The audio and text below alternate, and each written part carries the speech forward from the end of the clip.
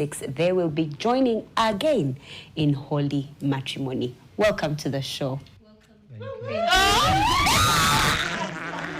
This love is sweet. Love is sweet. He said, put here your hand. I absolutely love it. So welcome to the show. We're so happy to have you. We saw your testimony. We've seen your testimony around, and we're so glad that you've testified, you know, because from our testimony, we overcome the enemy, and there's so many marriages that are being set free just from your testimony. And I'll share with you, there's a gentleman I once met, been divorced 3 times. Wow. And so I asked him, I said, what have you learned from the 3 divorces? Like, what have you learned? And he said, I should have never left the first one. Wow. My heart broke. My heart broke because I felt his pain. He said what I sought for from the second and third was a better version of her, only to find she was the best version of herself.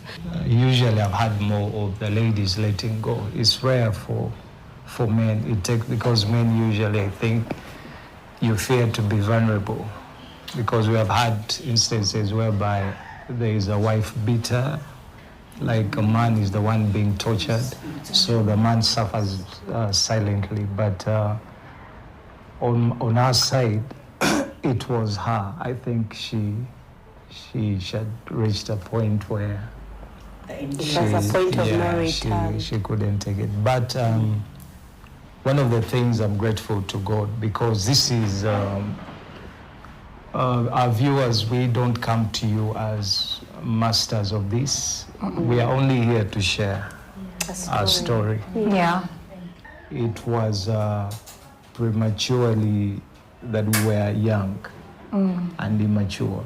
Yeah. Because marriage requires a certain maturity. Like that's why there is a verse where Jesus said marriage is not for everyone. Because you need to, it requires a certain aptitude, you know, to live. Is to get married, but to live. And in that time, I realized that I married a girlfriend, but I went home with a wife. Oh, wow. So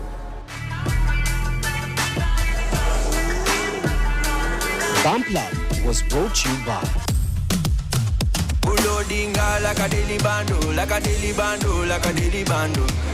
Omuliro nguwulira muli mu mutima kukankana like drums. Kalakata, kalakata, enendungu yakusabula.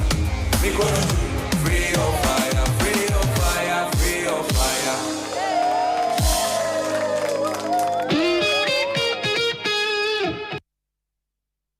Wait. Nsagala olage n'akantu konna that we are married. Okitegeera nze manyi anti kyali bweki nze nava mu kyalo wuli amayirongo ogendo lwange lwali bweti nakuleka mu kyalo nenzije Kampala okukola kati munange yanfunira omulimu gwali gwa samba boy ono omukazi alina buli kimu, alina obutuuze mu America, alina obutuuze wa ne Canada. Muzungu ono mchala muzungu kati lumu ndi wano ko basamba boyi njera buli kimu asasula sene nga bokiwulira ye wayagalira wakwera seri talinda mwezi kati lumu enkuba yagana netonya dampita ampita semwa kakati nangamba semwa mbadde nsaba onjoininge mu kisenge ningamba ngenda ku interrogation kishi ntuuka mu kisenge oli muntu mukulu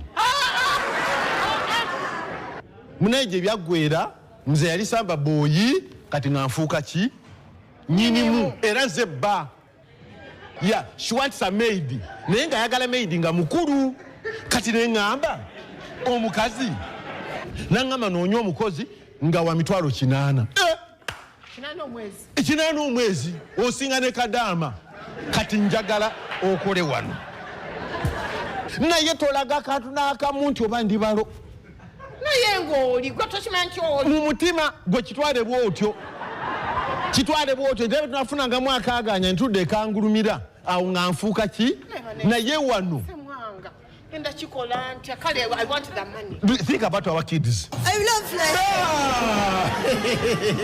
Oh my love. has been your day. Hello,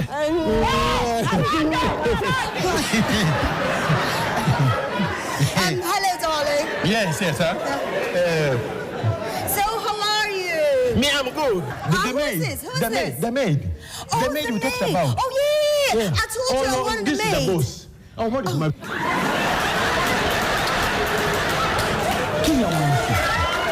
She's the one.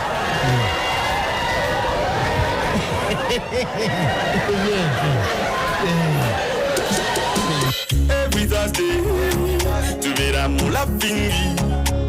Every Thursday, comedy scene. Tubera mula fingi, no tila fala fingi. Rib cracking, some people they think, are you already coming? Who will the excuse? Every Thursday, every Thursday, every Thursday. Olindani, olindo, olindo, olindani. Osekadi. Olindani, olindo, olindo, olindani. Osekadi. All right, this particular one is spicy because on this episode we are speaking about words. In case you don't know who those are, listen, use these few seconds to Google because that's exactly what we'll be discussing in this edition of the World Cup Moment. Welcome, my name is Gistin. Let's get into it.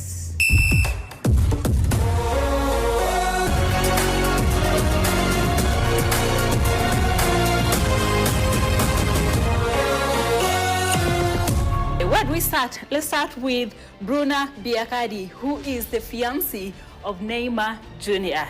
Listen, they started dating in 2022, but I know you are wondering why she was not part of the 2022 World Cup. That's simply because by the time the World Cup happened, they had a little bit issues here and there, so she couldn't make a show up for the World Cup. But now you can be very certain that she will be in the USA, Canada, and Mexico for the 2026 FIFA World Cup. They have two very beautiful babies. That's Mavi and Mel Neymar. But now let's focus on another star wag, Isabella Hongtseng. She is the partner of Manchester City and Norway's star player, Erling Haaland. Now these ones, listen, they're a little bit fresh, right? Maybe fresh, maybe not, because they started dating around 2022, but their love became very, very public just recently after Erling Haaland joined Manchester City. You expect that she will be over there supporting Erling Haaland all through. Let's speak about Taliti Silva, who is the partner of PSG and Portugal star Nuno Mendes. But now, let's also speak about Suzette Carter, who is a partner of Urian Chouameni, who is the star for Real Madrid and France. Also, Ashley Castro, partner of Real Madrid and England star Jude Bellingham. I know many of you have seen her all over the stadiums, especially with Jude's mom. Now this one, very spicy because she's fresh on the scene. That's none other than the influencer Ines Garcia, who is the partner of the Barcelona and Spain young star Lamine Yamal. Now, also, like I said, their relationship is very, very fresh because I think it became very public recently when Barcelona were holding the celebration party and Lamine Yamal showed up with her for everyone to see. And so I expect that she will be gracing our screens when the tournament gets underway this very Thursday. But finally, we've got to speak about Esther Exposito. She is the girlfriend of the Real Madrid and France star Kylian Mbappe. If you remember that story when Real Madrid fans were angry that Kylian Mbappe was on holiday with a girlfriend while the team was struggling, this is the one. Speaking about words, our fun fact is about just that. Now listen to this. During the 2006 World Cup in Baden-Baden, which is when this slang actually came to life, right? England Wags managed to run up a £25,000 hotel bar in just one night. Just one night, and they ran down the entire bar. So in case you're wondering how important they are, yes, they are, because that's business we're speaking about. And now that the World Cup is around the corner, maybe the bars around all the places that will be hosting the action have every reason to stock up, because looks like the wags will be showing up and showing out. Thank you all so much for being a part of this edition of the World Cup Moments. I'll catch you in the next one.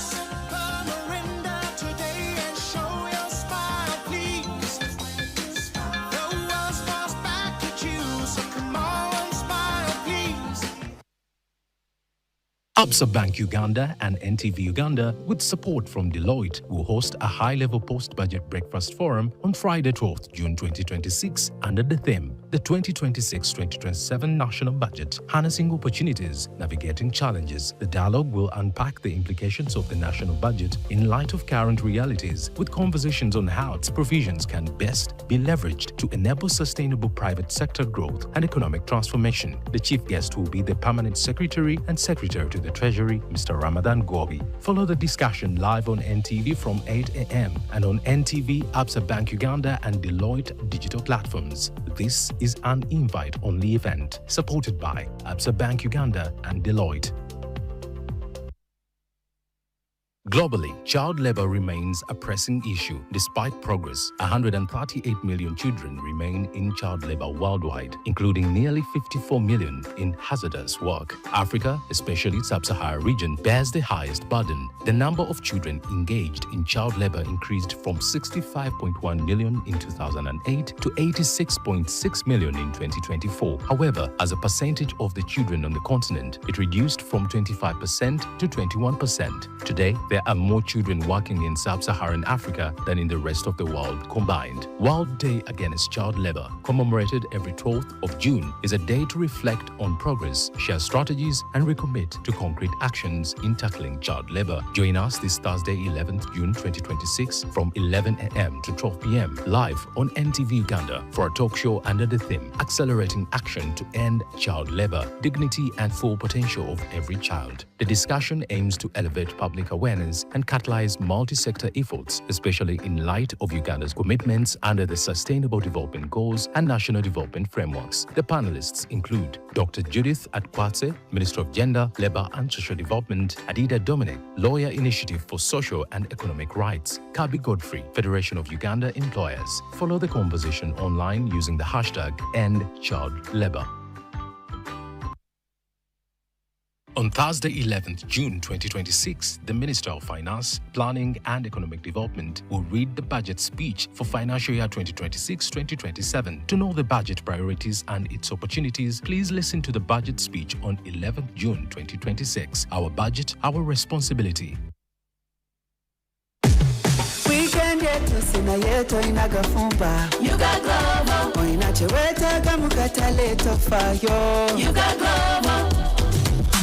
If you're having a celebration, you can order what you want, you can get what you need. You got it all. You got Glovo. Download the app, order with Glovo, track it minute by minute until you receive it in minutes. Nnyo ye Ssaawa betting ne Mailin Bet ku www.mailin.bet. Sente z'osooka okuteekako ojja kufuna bonus ya bitundu 10 ku buli 10. Era nga tukuwa bonus ezisookerwako ku akawunti y'okusiba. Osobola okusiba ku mupiira, casino games, aviator. Era nga yefe abalina odds ezisinga. Buli wugulawo akawunti yo n'osayininga in tugenda kuwa bonuses. Ba VIP stakers temusubwa okuwangula ebirabo. Betinga kati n'omukutu ogusinga ogwa Mailin Bet.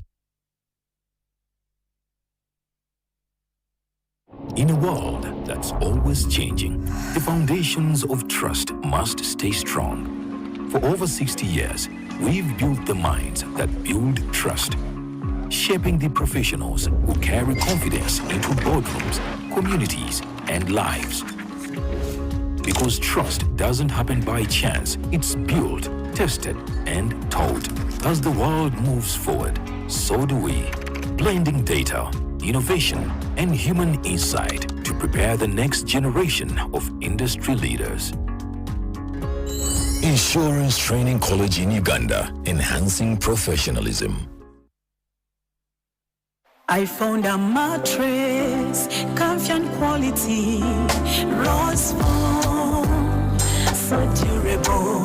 I wake up energized and stress-free, rose foam, my world of happiness. A peaceful sleep prolongs life. Do you feel backaches or sleep disorder? Change your lifestyle by making the best choice to have a rose foam mattress for you and family. All types are available.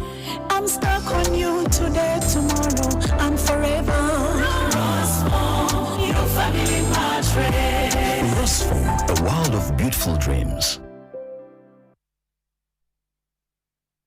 On Thursday, 11th June 2026, the Minister of Finance, Planning and Economic Development will read the budget speech for financial year 2026-2027. To know the budget priorities and its opportunities, please listen to the budget speech on 11th June 2026. Our budget, our responsibility. NTV, turning on your world.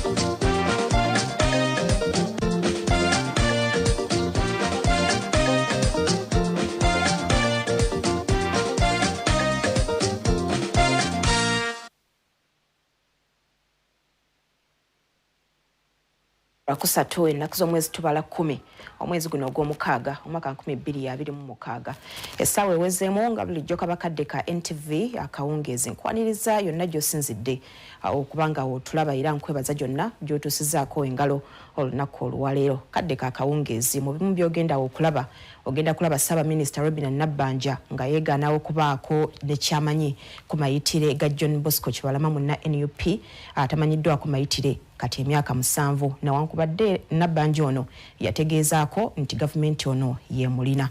Ebyo n'ebirala bingi by'ogenda okulaba nkwaniriza nnyo sooka olaba ebikulu.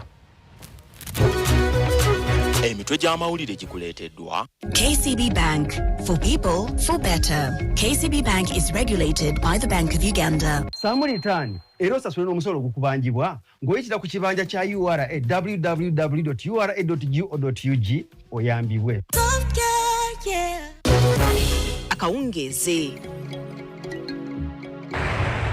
Up to now, government has not accounted for Kibalama and 17 others. Ensonga ya John Bosco Kibalama yali omwogezi wa NUP yabuzibwawo mu 2017 ekomyewo mu Parliament.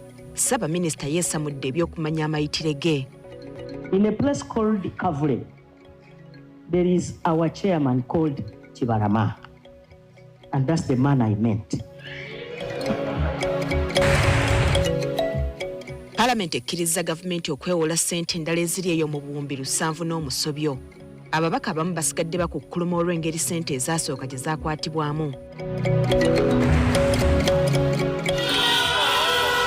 Basatu be basunsudde olwaleero ku ky'okujjuza ekifo ky'omubaka omukyalo owa disitulikiti y'e Kalangala. Baagala kudda mu kya Helen Nakimuli eyali owa NUP kati omugenzi.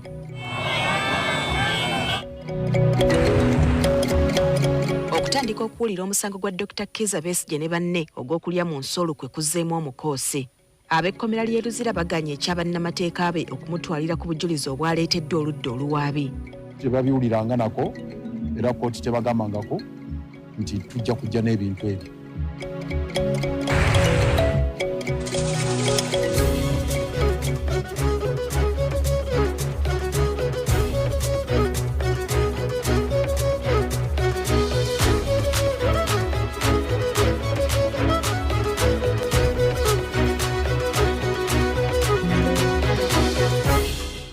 Do more with KCB Mobile Banking. Pay your bills instantly with KCB Mobile Banking. Dial *244#. Enter your PIN to proceed. Choose option 5 for bill payments. KCB Bank, for people, for better. KCB Bank is regulated by the Bank of Uganda. Oboli n'omusolo amagoba n'engasse ebikubanjibwa okutuuka nga 3 ogw'omukaaga 2024 sasula musolo teri magoba teri ngassi byonna mmye Samulitani era osasule n'omusolo gukubanjibwa ng'oyitira ku kibanja kya URA at www.ura.go.ug.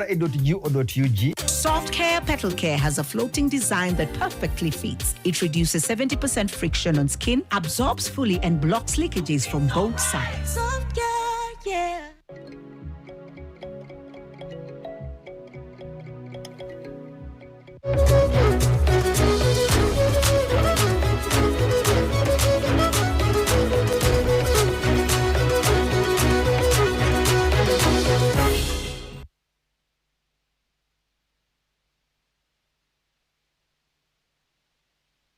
Kale nyongerawo okukwaniriza ku NTV Akawungeezi. Nze Ssaawa Emu. Katugatandike ne Ssaabaminisita w'eggwanga Robina Nabbanja eyesamudde ebyokubuulira eggwanga nti alina kyamanyi ku mayitire g'omusajja John Bosco Kibalama eyabula mu mwaka gwa 2019 kati emyaka 7 egyakayita. Nabbanja abuulidde Paalamenti nti Kibalama ye gwamanyi ali mu kaduukulu ka poliisi ku kyalo ekya Kavule ekisangibwa e Makerere so si John Bosco Kibalama aba NUP gwe bamubanja. Akulira oludda oluvuganya mu Paalamenti Joel Ssenyonyi agambye nti tebajja kuweerawo okutuusa nga abantu abazze bawambibwa bayimbuddwa. Nga bwe gwali mu Paalamenti e11 ne mu Paalamenti e12 abavuganya gavumenti battukizza okubanja abantu baabwe abazze bawambibwa ab'ebyokwerinda watali kunnyonnyola musango gwe bazzizza. Kati mu lutuula lwa leero akulira oludda oluvuganya gavumenti Joel Ssenyonyi abulidde Jacob Oboth nti mubaka munnaabwe Margaret Etiru yawambibwa gye buvuddeko era nga tamanyiddwako mayitire kyokka mpaawo wa byakwerinda yavuddeyo okubaako ky'annyonnyola. But I should also be concerned when an NRM member who is a colleague in this house disappears and we don't know her whereabouts. It should concern all of us. Just like it should concern colleagues on the NRM side if it happens to any of us. So that's how I am concerned. Mukwewozaako amyuka omukulembeze w'eggwanga Jessica Alupo ne Ssaabaminisita Robina Nabbanja bakkiriza nti omuntu ayogerwako ebitongole by'okwerinda bimulina. That she is being detained. She has met her family, some of her family members were permitted to have an interaction with her. The family has been informed and they know where our sister is and very soon she will join us here in Parliament. Okukkiriza kwa bano ebadde nga mmanduso eri Ssenyonyi wano waalandidde n'addamu okujjukiza Ssaabaminisita Robina Nabbanja nti mu Paalamenti ewedde yayogera kati nti amanyi bulungi omusajja John Bosco Kibalama gy'akuumiddwa kyokka kati ebbanga lyekulungudde Kibalama talabikangako. There's a gentleman called John Bosco Kibalama. He was abducted on 3rd June 2019. It's been 7 years since. The Right Honorable Prime Minister told us Kibalama was arrested. Up to now, government has not accounted for Kibalama and 17 others, and we are adding on to that list. Kyokka bino olugudde matu ga Nabbanja n'abuuka ensawa ne yeegaana nga bw'atabuulirangako ggwanga nti amanyi Kibalama gy'ali. We are fortunate that Kibalama was traced. He was arrested recently in October in a place called Kakiri. And he's one of those that is claimed to have killed police officers in Chiboga, Wakiso, and other places. In 2021, while we are here, in a place called Kavule, there is our chairman called Kibalama. And that's the man I meant.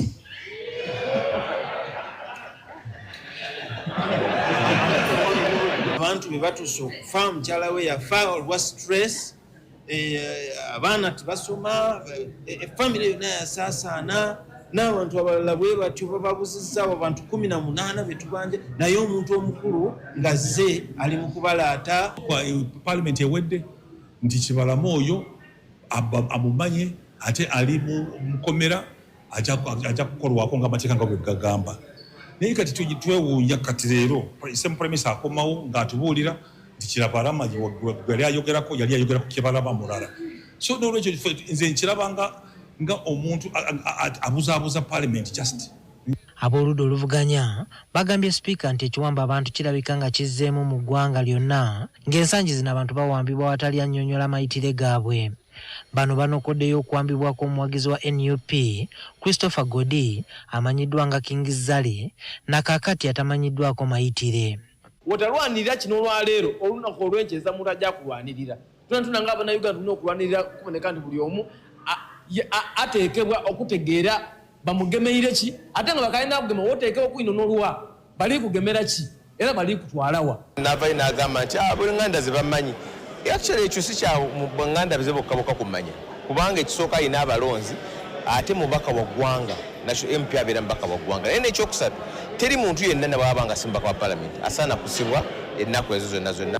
Jumakiriya NTV Akawungeezi. Kale webale nnyo Juma Kiria. Ate we twogerera ng'abantu 10 be bakakwatibwa ku byekuusa ku kufa kw'omuzannyi wa rugby Sydney Gongodio eyawuttulwa abantu abaali bamuteebereza okunyakula akasawo k'omukyala mu bitundu eby'Ebukoto ku Lwokutaano oluyise. Mu bakwate mwe muli ne Obed Mugwisa ng'ono yalabikira nnyo mu butambi ng'awuttula Gongodio ono ekibajjo ky'omuti. Abagoba ba bodaboda mu Kampala batubuulidde nti 3 ku baakakwatibwa be bayambyeko poliisi okubakwata.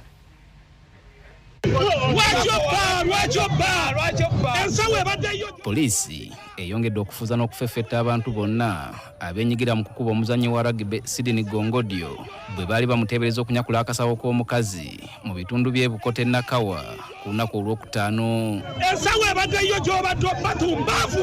Gongodio yaziikiddwa olunaku lw'eggulu yafa oluvannyuma lw'ebiwundu ebyamutuusibwako ekibinja ky'abantu abasalawo okutwalira amateeka mu ngalo. Kati mu kaweefube w'okuleetawo obwenkanya, poliisi etubuulidde nti abantu 10 be bakakwatibwa nga bateeberezebwa okwenyigira mu ttemu lino. Omuwendo guweze gw'abantu 10 abakakwatibwa ku byekuusa ku ttemu eryakolebwa ku Sydney Gongodio omuzannyi wa rugby nga tukutte abantu abalala 2 batuyambeko mu kunoonyereza.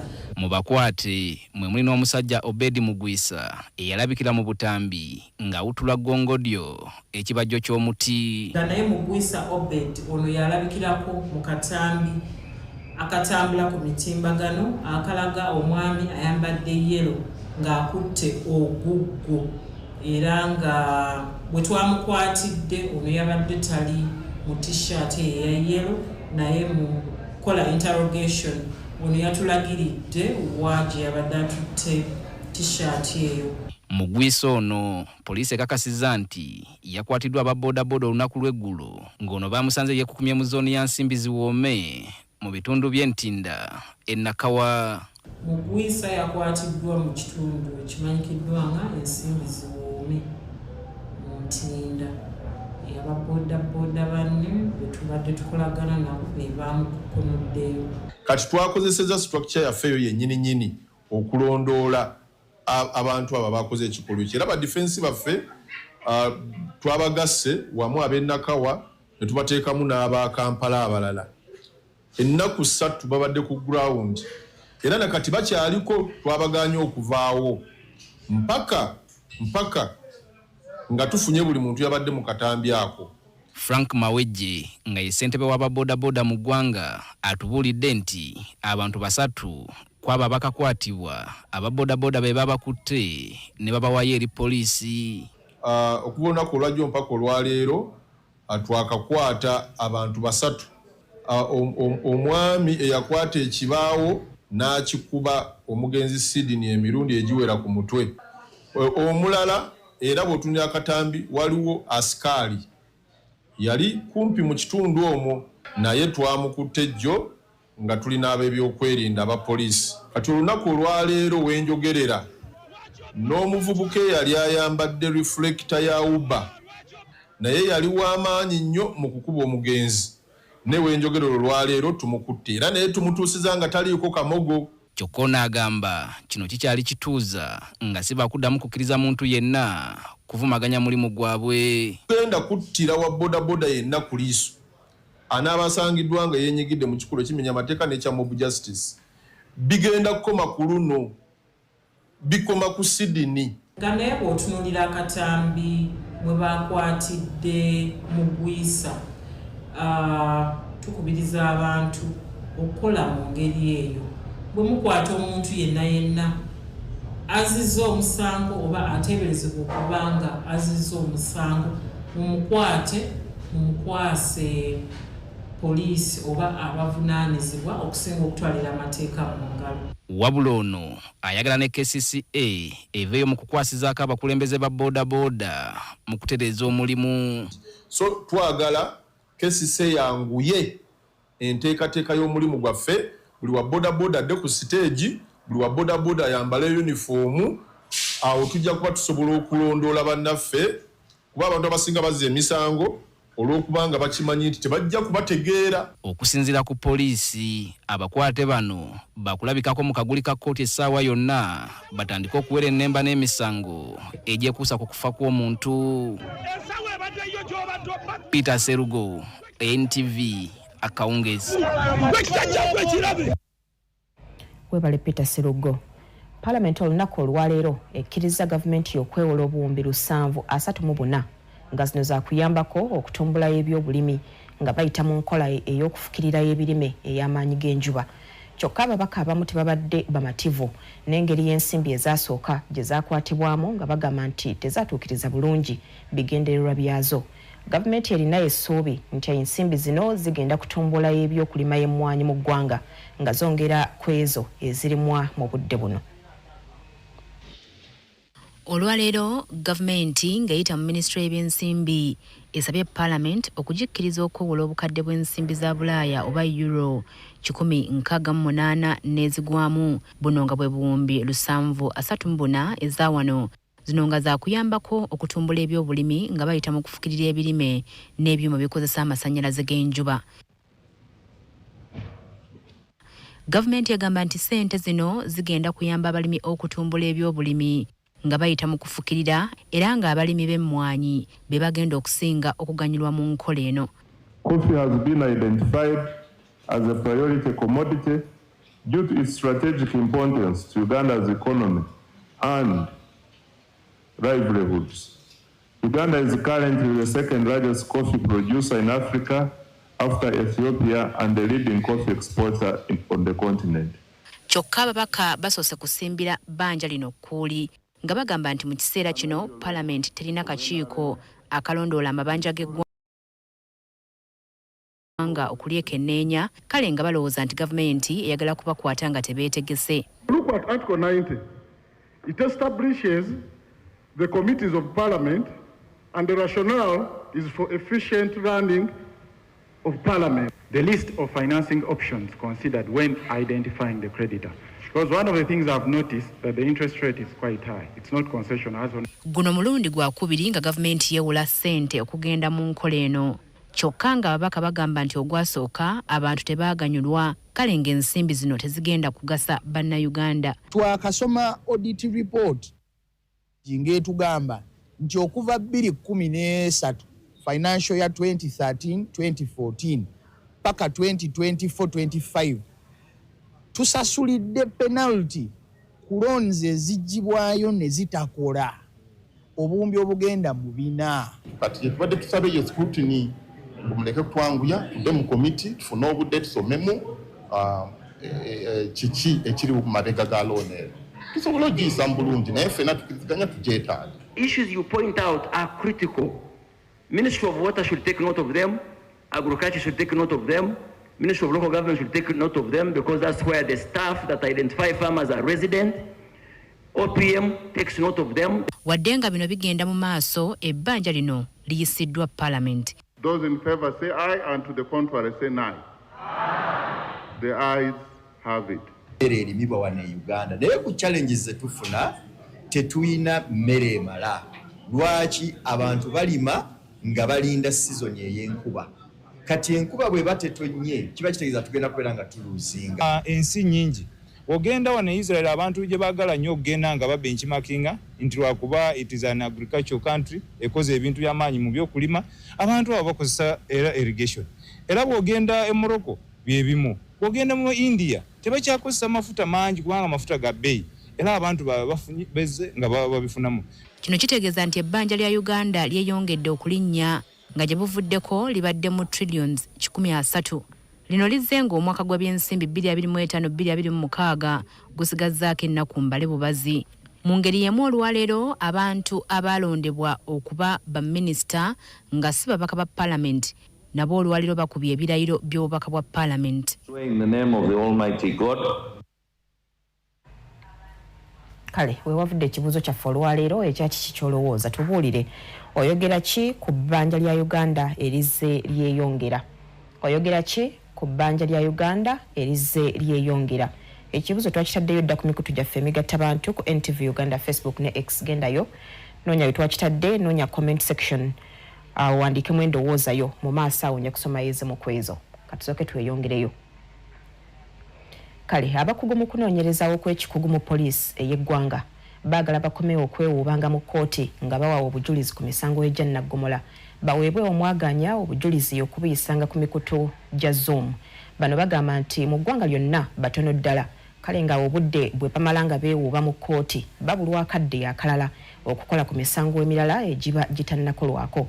Bino babyogeredde mu kubangulwa okutegekeddwa ekitongole ekiramuzi mu nkwata y'obujulizi obw'ekikugu mu misango egya Naggomola ko n'enkwata y'eddembe ly'obuntu mu kkooti. Alipoota y'ekitongole ekiramuzi ku bungi bw'emisango ey'omwaka eyakafuluma yalaganga kkooti bwetubidde n'emisango emitwalo 16,753 nga ku gino emisango emitwalo 4,552 gye gikandaaliridde okuviira ddala mu myaka emikadde nga gino gikola ebitundu 27 n'obutundutundu 8 ku 100. Olw'embeera eno abantu bangi bazze beemulugunya nga kino kiviiriddeko n'amakomero okujjula.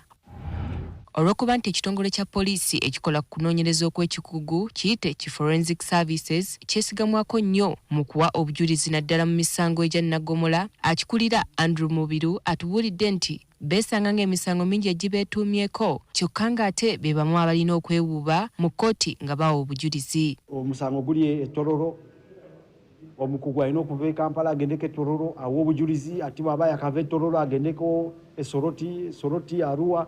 Kati agenda okuddayo e Kampala nga ate ne fayiro nazo zizimbe kati awo kye tuyita case backlog ne bangezi. Kati bano bateesa nti kisinga kisoboka bandikwataganye n'ekitongole ekiramuzi abakugu bano ne bawa obujulizi bwabwe nga beeyambisa omukutu gwa Zoom kibataase okumala obudde nga bagenda mu kkooti mu buntu. Mu kifo ky'okutambula n'ogenda e Kabaale bakulinze tuke Kabaale ate simanya omupiira gwayabise ebintu ng'ebyo otuula butuuzi e Kampala etteekabo ku mutimbagano olina nabanga akosiganya ne kkooti okuwa obujulizi. Kiba kitwanguyira ffenna. Mu kaseera kano ekitongole kino kirina abakugu 619 bokka okwetooloola eggwanga abasobola okunoonyereza kwa science kyokka nga ku bano 49 be basobola okukola okunoonyereza mu bifo awabaziddwa omusango, abalala bakola gwa kwekebejja. Kati Mubiri agamba nti bali mu kaweefube wakwongera ku bungi bw'abakugu bano okulaba ng'omuwaatwa guno guzibwa. Tutandise okutema empenda nti tuongezeeko ku nnamba eno nga naye nga tuyita mu internal recruitment nga tuyitamu abo bennyini betufunye nga abapoliisi abalina obukugu okubeera nga batwegattako. Professor Andrew Hauha akulira ebbanguliro ly'abalamuzi oba Judicial Training Institute asinzidde mu kuŋŋaana olugendereddwamu okubangula abalamuzi mu by'okutegeera okunoonyereza okw'ekikugu n'asaba abalamuzi okwanguyiriza ku bakugu ba poliisi singa baba bazze okuwa obujulizi ku misango basobole obutamala budde. Bana ba experts bwe bazze kkooti be beesooka nabo bawa obujulizi obwetaagisa basobole okugenda okuwatendinga ku bantu abalala. Mu ngeri y'emu omwezi guno kkooti ya ssemateeka yakola ennongosereza mu tteeka li Human Rights Enforcement Act 2019 ne kiwa kkooti ebbeetu okusigala ng'evunaana omuntu yenna ne bw'aba ng'alina okwemulugunya okw'okutyoboola eddembe lye mu kaseera ak'okukwatibwa. Abalamuzi bagamba nti ekyasaliddwawo kirungi kyakuwa obwenkanya eri omuntu aba awaabye omusango. Omuntu atutte omusango ku poliisi muntu wa bulijjo. Omuntu agamba nti mukunkwata bantulugunye si atutte omusango ku poliisi. Akati kiba kya bwenkanya okugoba omusango n'otaguwuliriza ku lw'okuba waliwo allegations za omuntu okuba nti bamutocharinga. Dorothy Najita, NTV Akawungeezi. Olugero lwa leero lukutuusibwa. Chumo Plus is strong on pain and gentle on stomach. It's available in all drug shops countrywide. Olugero lwa leero. Olugero lwa leero lugamba nti kyennalaba ewattu si kitenda mu ddya. Kyennalaba ewattu si kitenda mu ddya. Ewattu nazzi kuno ng'Abaganda bakyeyambisa okutegeeza ewaka nti ewaffe ate ddyo eddya bwe bufumbo bw'omukazi mwali. Kati munono waabwe kubanga oluusi omusajja ono kimuviirako okumukwata ensobi nnyingi eziyinza n'okumufiiriza obufumbo bwe. kyongera n'okunoganya olugero olulala olugamba nti ebyomunju tebitotolwa. Kabube bufumbo bwo tobunyumya kwemalayo kubanga abatakwagaliza ate mwattu bali mwabo bosinga okusembeza mu bulamu obwo. Kinalaba sikitenda mudya katuwumulemuko tugenda komaona amawulire amalala mu kitundu ekyokubiri gakyali mangi mulimu na gano. Olugero lwa leero. Are you having headache, sore throat, muscle pain, toothache, or fever? Then use Curamo Plus. Curamo Plus is strong on pain and gentle on stomach. It's available in all drug shops countrywide. It's not recommended for children under the age of 12 years. If symptoms persist, seek medical advice.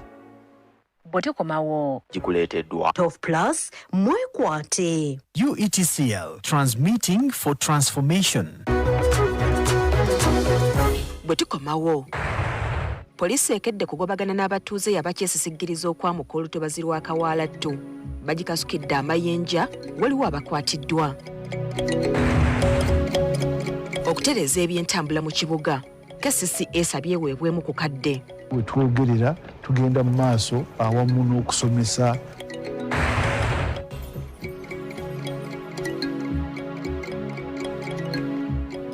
Weekwate Tof Plus capsules kifuba oba musujja. Tof Plus ky'ekyokuddamu kyo ekkerenda limu nga liwonya endwadde zonna. Tof Plus mwekwate. UETCL advises those intending to carry out any development activities within the vicinity of any high voltage transmission line to seek guidance from the Way Leaves office located at Plot 10, Huntington Road, or call our toll-free line 0800 277 002. UETCL, transmitting for transformation.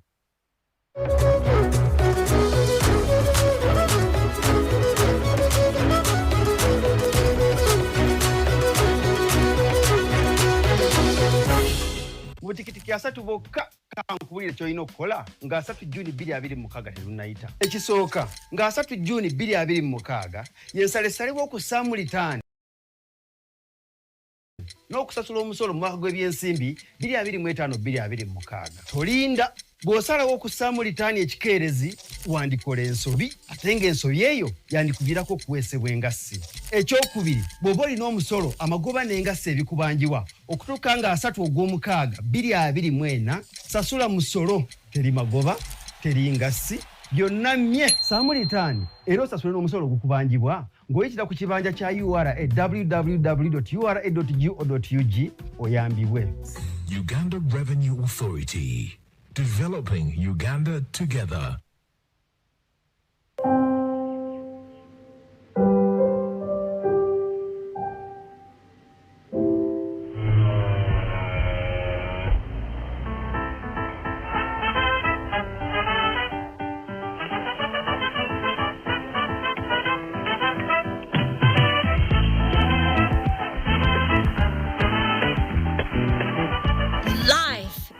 Beautiful, soft care pads. So fit, so right. It's our mission to secure your money.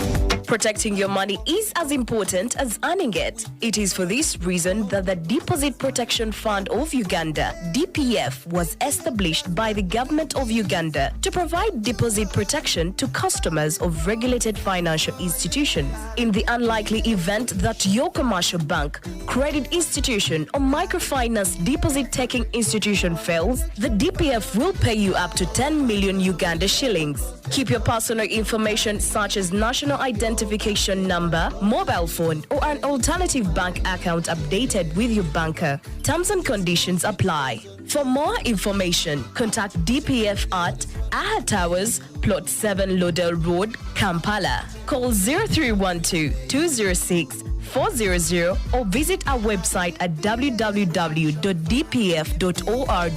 We are the DPF. We protect your money. Protection Fund of Uganda. All right, listen up. Colgate is on a mission. It's kind of a big thing. Colgate Herbal uses traditional nature's herbs and combines it with Colgate science for healthy gums and strong teeth. Colgate Charcoal Gentle Clean cleans and polishes teeth for a whiter smile and a naturally fresh and clean mouth. Choose natural. Choose Colgate Charcoal. Sometimes dads can give us something back. That's why I use new Omo. With naturally derived stain removers, it penetrates deep to reach the toughest stains for unbeatable stain removal.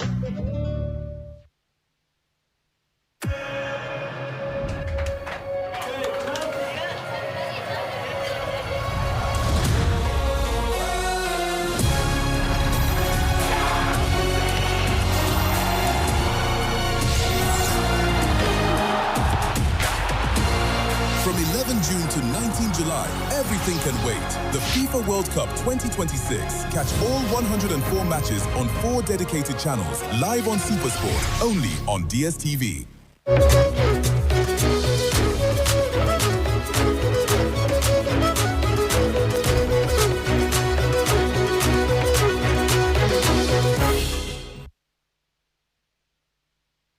Nkukulisayo nnyo mukuumulamu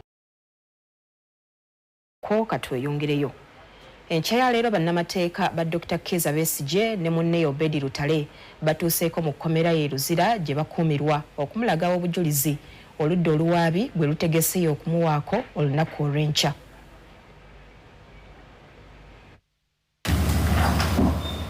Nga zikunukiriza okwera ssaawa 6 ez'ettuntu lya leero, bannamateeka okuli Elias Lukwago, Martha Karuwa n'abalala batuuse ku kkomera e Luzira ewakuumirwa Dr. Kizza Besigye ne Haj Obedi Lutale. Bano ekibadde kibatutte kuwayaamu n'abantu baabwe ko n'okubalaga obujulizi oludda oluwaabi lwe bubalinako nga beetegekera olunaku olw'enkya kkooti enkulu lw'egenda okutandika okuwulira omusango gwabwe ogw'okulya mu nsi olukwe mu butongole. Bano bagenze n'ebyuma bikalimagezi nga laptops, projector, flash n'entambi za CD okuli obujulizi.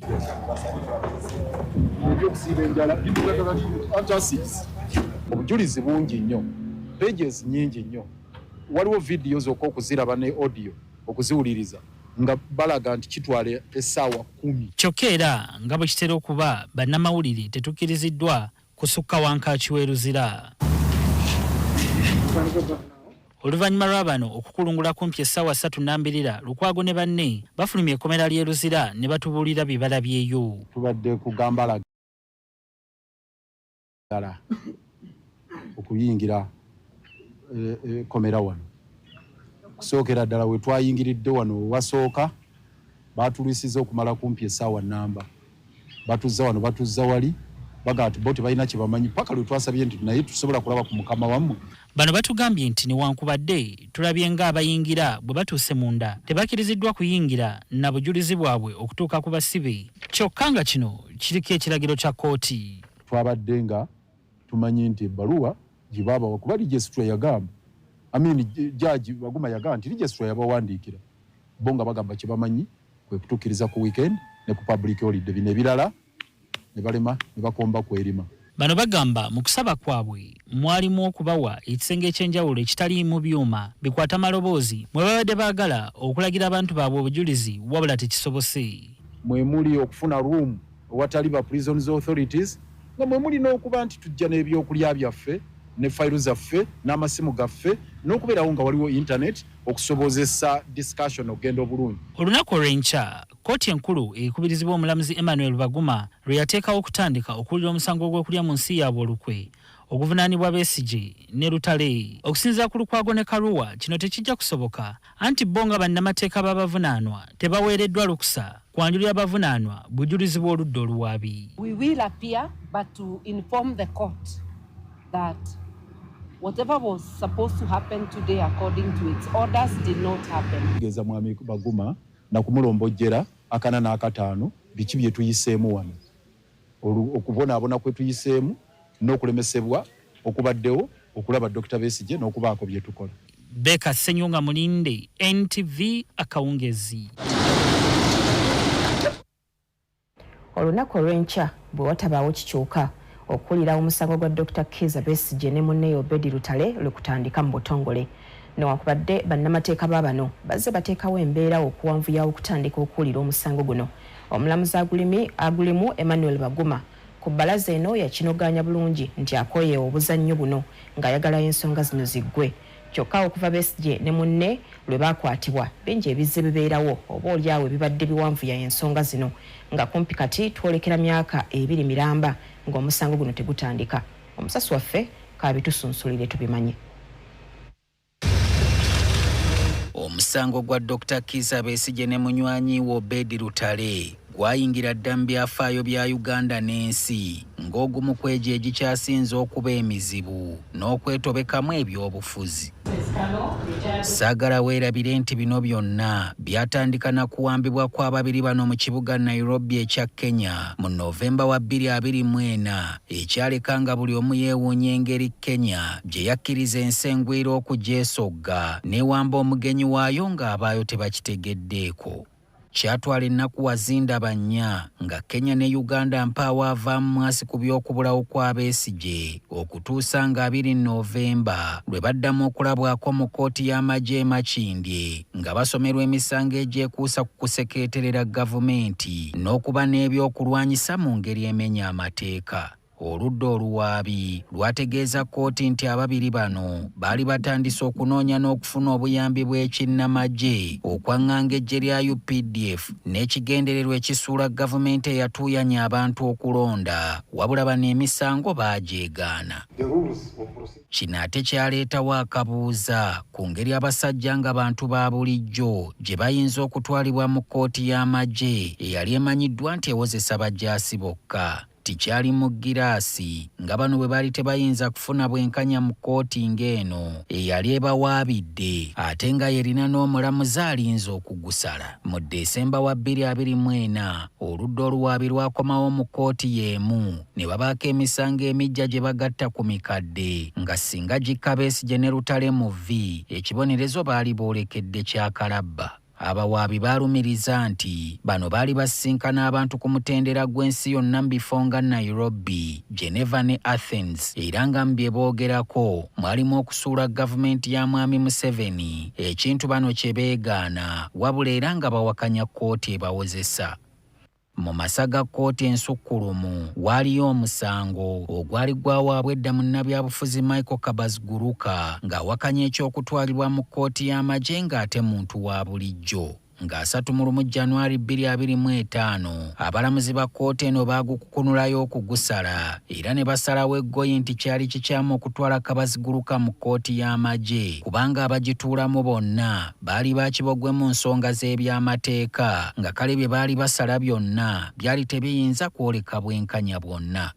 Ekiragiro kkooti y'emu yakiyisa emisango gyonna egy'abantu ba bulijjo egiri mu kkooti eyo okuggibwayo okutwalibwa mu kkooti z'abantu ba bulijjo era ogwa Besigye ne Lutale gwalina okuggibwayo mbagirawo newankubadde ng'amagye gaasigala ge gamuwozesa. Mu budde obwo Besigye ne munne baali basusse ennaku 6 mu nkomyo era nga baali baagala bayimbulwa awatali kakwakkulizo konna bawuze nga bava waka. Nga kkooti y'amagye kino ekigaanye nga 11 Ogwokubiri 2025 Besigye yazira emmere mu ngeri y'okwekalakaasa olw'okukuumibwa mu mbuzi ekogga mu ngeri gye yayita emenya amateeka. Obulamu bwe bwakeewa ekyatandika n'okweraliikiriza abantu be naddala mukyala we Winnie Byanyima. Ebitongole by'ensi yonna nabyo byegatta ku Byanyima era abakulu ne bagonda ne beetikka fayiro z'emisango gye ne bazitwala ewa Ssaabawaabi wa gavumenti. Wakati w'Ogwokusatu n'Ogwomusanvu 2025 enteekateeka z'okutandika okukozesa Besigye ne Lutale mu kkooti z'abantu ba bulijjo zaatambuzibwa kyokka mu kifo ky'okubayimbula Ssaabawaabi wa gavumenti yakinogaanya bunogaanya nti emisango gy'abano gyali mizito nnyo okubaleka bali obutaala. Ng'omwaka 2025 gusemberera okunogoka ku ggulu emisango gyatandika okukwajja mu kkooti y'abantu ba bulijjo nga baatandika n'ogw'okulya mu nsi olukwe. Mu kaseera ako bano baali bagattiddwako omujaasi w'eggye UPDF ayitibwa Captain Dennis Ola bonga bwe bazza emisango gino wabula bano baategeeza kkooti nti omujaasi oyo baali tebamumanyi ng'era tebamulabangako nga beekanga bwekansi nga bali ku fayiro y'omusango y'emu. mu Gw'omunaana gwa 2025 bano basaba okukkirizibwa okweyimirirwa okw'obuwaze mu mateeka olw'okubanga baali basusse ebbanga erikkirizibwa ery'ennaku 18 nga bali emabega w'emitayimbwa nga tebawoza, ekintu omulamuzi Emmanuel Baguma gwe baakwasa ensonga kye yagaana. Baamusaba mu bbaluwa gye baamuwandiikira nti obanga asobola omusango gwabwe aguveemu awozese ku balala, wabula Baguma yakabatema butemi nti ne bwe baba bafa guno omusango yali yagugololera dde essuuti ze eziwera nga kale teyali mwetegefu kugulekera mulamuzi mulala yenna. Besigye yasaba nako yeeyogerere n'akamwa ke mu kkooti, wabula Baguma n'amussa amasanda ku mumwa n'amulagira abiyise mu kiwandiiko era naye kye yakola ng'amwegayirira amuviire mu musango. Baguma yeewaako ensala ku kwemulugunya kwa bano mu Oktoba wa 2025 n'asimba Nakakongo ekyabawaliriza okuddukira mu kkooti etaputa ssemateeka ebakwasizeeko ebabuulire obanga ddala omulamuzi gw'olinako akakuku asobola okukuwozesa. Bano baatuuka akaseera ne bazira okulinnya ne mu kkooti era nga Baguma bw'ajja yeesisinkanamu na ludda luwaabi, ensonga eno n'etuuka okuzimbulukuka okusinga emisango egyali givunaanibwa abakwate. Ku ntandikwa y'omwaka 2026 oludda oluwawaabirwa lwakyusa oluyimba ate ne batandika okulumiriza nti buli ekyali kikolebwa kyali kimenya mateeka, naddala ekya Besigye ne Lutale nti bwe baba baakwatibwa kuva Nairobi gavumenti baali baagala ebalage ku biwandiiko bye yeeyambisa okubasaza ensalo nga basibe bagatteko n'ebbaluwa eva mu kkooti y'e Kenya gye basuubira nti gye bandisookedde. Kyokka wadde kino tekyakolebwa, tekyalobera kkooti esookerwako kubasindika mu kkooti enkulu gye baalabikira nga 1/6/2026. Newankubadde bano baasigala beesisigiriza ekyokuwoza omusango guno, omulamuzi aguli mu mitambo Emmanuel Baguma yabategeeza nti keetonye kagwake baali baakwewozaako, ekintu kye baatandika okwekengera. Bano baayongera okulumiriza omulamuzi ono nga bwe yeekubira ku ludda oluwaabi. Kyokka emabegako awo ekyali kigulumbya Besigye ne Lutalo omutwe ekyokukweka abajulizi abanaabalumiriza kyakkaanyizibwako era ne kikkirizibwa nti bajje enseeboleka emmunye nga babalumiriza, era n'agamu ku mannya g'abajulizi bano ne gagwa mu mikono gya bannamawulire. Ku bbalaza gye twakakuba amabega, Besigye baasaba okuwulira omusango guno kuggyibwemu enta kubanga kkooti enkulu yali terina mateeka g'ekyagoberera nga n'omusango gwennyini gwazimbibwa mu bukyamu kubanga abakwate baawambibwa buwambibwa, ensonga ne gye buli ena etannaba kugonjoolwa. Baniira mu kusaba kwabwe bawawaabidde n'omuduumizi w'amagye General Muhoozi Kainerugaba nga naye baagala yennyonnyoleko ku bigambo bya Zzenga ayogerera abakwate omulina okubasuubiza okubatugumbula. Bino byonna Baguma byamugudde enkoto n'akabatema nti ku Lwokuna luno ensonga za kuwulirwa era n'alagira oludda oluwaabi okujja n'omujulizi asooka. Kyokka ekibuuzo ekikyali mu ddiro ly'oludda oluwawaabirwa si kyakuba nti oba Besigye ne Lutale balina omusango gw'okwewozaako, wabula kyekyokuba obanga bwe baali baggyibwa e Kenya kyakolebwa mu mateeka ogatteko okubakukuma mu nkambi y'amagye ng'ate bantu ba bulijjo n'okujja ng'eddembe lyabwe libadde lirinnyirirwa. Ebinaava mu kibuuzo kino okuva n'olunaku lw'enkya si bikulu eri Besigye ne Lutale bokka, wabula n'emisango kikula kino egirijja mu maaso eyo nga girimu omuntu okukwatibwa okuva mu ggwanga eddala n'azzibwa kuno n'ekifaananyi kya Uganda bwe kinaalabika eri ensi yonna mu kulera eddembe ly'obuntu. Katuddemu tuwummulemu tugenda kukomawo n'amawulire amalala go gakyali mangi, tovaawo.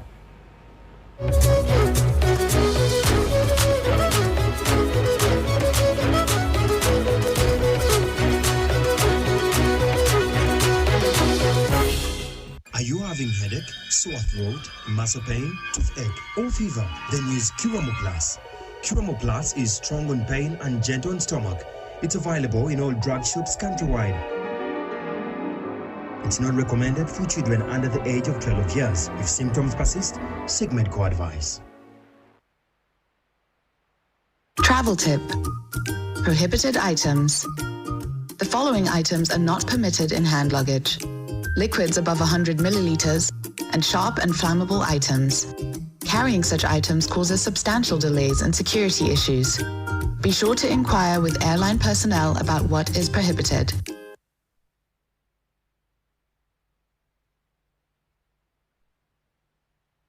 Weekwate Tof Plus capsules chifuba oba musujja. Tof Plus ky'ekyokuddamu kyo ekkerenda limu nga liwonya endwadde zonna. Tof Plus mwekwate. Predator Energy Drink ekyokunywa eky'amaanyi ekitongole mu kukwatirako klabu y'omupiira eya Chelsea kikuleetedde promotion ya Beera Gumite ne Predator ng'abawagizi abaana babayiseemu baakufuna omukisa ogenda okulaba ttiimu y'omupiira eya Chelsea ku Stamford Bridge e London.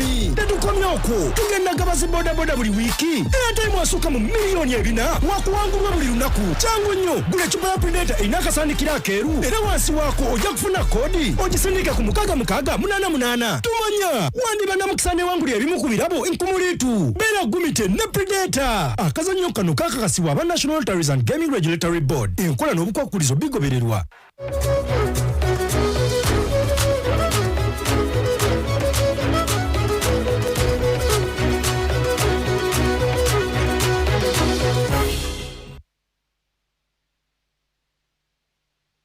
Ekitundu ekyokusatu kankitandike n'abantu abawerera ddala 3 abasunsuddwa olunaku olwaleero okujjuza ekifo kyeyaliyo omubaka wa disitulikiti ey'Ekalangala Helen Nakimuli eyafa gye buvuddeko.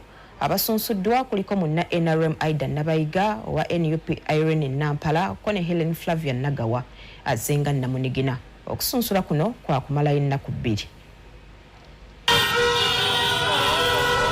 Enkya ya leero abakulu okuva mu kakiiko k'ebyokulonda batandise okusunsula mu bantu abaagala okuvuganya ku kifo ky'omubaka omukyala owa Kalangala okufuna anadda mu bigere by'omugenzi Helen Nakimuli eyafa gye buvuddeko. Kati olwaleero abantu 3 be basunsuddwa nga bonna bazze bawerekeddwako ebibinja by'abawagizi baabwe okukakasa obuwagizi bwe balina. Owa NRM Aida Nabayiga yasoose okusunsulwa ng'ono awerekeddwako abakulu okuva ku kitebe kya NRM okuli Rosemary Seninde, James Kinobe n'abalala. Okusobola okufuna services ezo muyina okulonda abantu abagenda okukolagana ne gavumenti kubanga bw'onoolonda omuntu agenda okuwakanya gavumenti mikwano gwange mbakakasa tojja kufunamu nga munnakalangala. Akalulu k'ettambuliramu olwaleero tekyali task force eva Kampala egenda kukola ku byalo. Gwatudde ku kyala owoli ombaka wa parliament ogenda kumulaba buli ali awo mu kyalo gwe mubaka wa parliament. Nabayiga ng'ono yakiikirirako ekitundu kino olumaze okusunsulwa n'asaba bannakalangala okumuzzayo mu parliament asobole okwongera eddoboozi ku ebyo bye yaleka abakoledde. Kalangala twetaaga oluguudo olulungi bannange. Twetaaga okwambala ku ngoye ennyonjo n'ova eno ng'oyambadde olugoye lweru n'otuuka e Masaka ng'okoza ki ng'otukula. So basebo ne banyaba oluguudo lwaffe olwo oluva e Bukakkata okutuuka e Mulabana. Those 66 kilometers zetaaga okukolebwa tamak naffe bannakalangala tweyagale. Nga wakayita eddakiika nga ziizo ne munnanup Irene Nampala atuuse nga werekeddwako kitaawe Reverend Father Christopher Walusimbi ateekerateekera nup David Lewis Lubongoya eyaliko omubaka wa Mawogola South Goreti Namuga n'abalala. Nampala asuubiza okutumbula eddoboozi ly'abavubi okwongera okusoosowaza abakyala ebyenjigiriza ebyobulamu n'ebirala. Abavubi manyi kye muyitamu waliwo bannange tuwulira nga waliwo etteeka eryateekebwa mu parliament era tuwulira lyasayiningibwa naye lwaki terinnaba kuteekebwa mu nnambikiro ebyo byonna bye tugenda okwogerako. Ebyenjigiriza e Kalangala bannange bibuliramu ddala. Amasomero agamu ebizinga ebimu tebisobola kukonekitinga kugenda ku bizinga birala abaana batambula engendo empaavu okuva ku kizinga ekimu okugenda ku kirala agenda okutuuka nga nokkowakooye nga n'ebyokusoma tebikyasobola kuyingira mu mutwe. Ateekerateekera nup David Lewis Lubongoya asabye abatuuze b'e Kalangala okwewala effujjo n'okwesiga omuntu gwe bawadde okudda mu bigere by'omugenzi Helen Nakimuli. Kana akalulu twagala kabeere ka mazima na bwenkanya. Okay? Tuwulidde already nti waliwo abantu abadde bajja abawandiisa muno abadde tebaliimu just nga bagezaako boolya okwongera enamba zaabwe. Twagala akalulu akamazima n'obwenkanya. Tetwagala kulaba ebyali kawempe, tetwagala kulaba ebibadde mu by-elections zonna. Ssaawa 12 nga kalangala esalibwako. Olwo tebalina kusala genda mu districts ndala kuba feri ziba tezikyakola. Omukyala bw'abanga agenda kuzaala ekiro kyekiddako. Kitegeeza agenda agendera ku lyato. Abakyala b'e Kalangala bazaalira ku maato. So bino byonna nga Nampala Irene ayita mu ddoboozi lye. N'embava eziri mu kibiina kya National Platform tukkiriza nti eddoboozi ly'e Kalangala ligenda kukiikirwa. Nkuba omulanga eri bannayuganda bannange mwenna gye muli. Bwe musimba mulabe nti abaganyuzi be bannayuganda. Mbaagaliza mirembe omwana wange ono bannakalangala mbasaba mu muwa akalulu. Omulala asunsuddwa ye Helen Flavia Nagawa ajjidde ku Wannamunigina ng'ono yeeyamye okutuusa eddoboozi ly'abavubi abakyala abaami n'okutereeza ebyenjigiriza. Oba oli aluli eddwaliro twete tulyetaaga naye kati Kalangala tulina health centers zokka kyokka health center ekola referral ku health center naye mulaba mutesinga Kalangala health center fo tujja upgradinga nefuka hospital than okubanga tutwala abaana baffe abafiira mu makubo wakati nga babatwala ku referral hospital ey'e Masaka. Akulira ebyokulonda mu Central South Harriet Kashajire agamba nti abantu 6 be bajjayo empapula okuvuganya wabula ng'olwaleero 3 be basobodde okwewandiisa. Abaakima forms bali 6 okuva ku makya lunaku lw'omwezi nga 10 twakafunayo abantu 3 abakomezaawo forms. Kati bano mu butongole batandise kampeyini zaabwe era nga zijja kukomekkerezebwa nga 22 June okulonda kubeerewo nga 24 omwezi guno. Abasirikale b'ekitongole Kinema Kone Police bakedde kugobaganya batuuze ababadde bakyalemedde mu lutobazi olw'Ekawaala gye babagoba gye buvuddeko. Bano basangiddwa nga bazimbawo obusisira obw'ekimpatiira mu kifo we baagobwa ekiwaliriza Nema okubagoba ku mpaka. Kyokka bano baweeze nti tebajja kuseguka kubanga tebalina gye balaga. Erabikanga ezze Ekitongole Kinema nga kiyambibwako poliisi enkya ya leero kibukereza nkokola okugenda Ekawaala tu okufuuza abatuuze abagambibwa okweremeza mu lutobazi gye babasenda gye buvuddeko. Poliisi egenza okutuuka mu kifo kino esanze abamu bakazuukuka era olutuuse ne balagira okwamuka ekifo kino.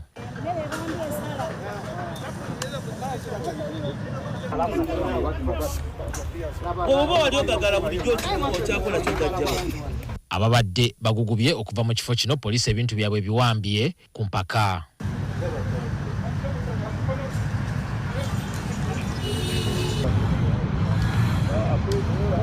Abatuuze bano olw'obusungu batandise okukasuukirira poliisi amayinja ekyongedde okusajjula embeera era abamu ne bakwatibwa.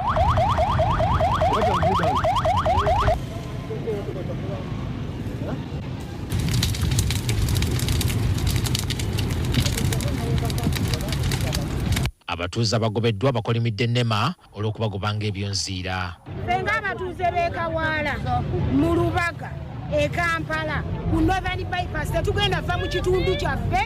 Fine baateekako X ne batuwoominga nti Nema kituufu ne tukitegeera naye ate embeera gye bagiddemu ebandala ku munnayuganda ekyo kyetaaga nga muntu waawo musama avudde eri wala nefe bannansi. Kyamaku nnyo okuba nti abantu bannayuganda kati bafuuse okuba nti momboze mu nsi yaabwe.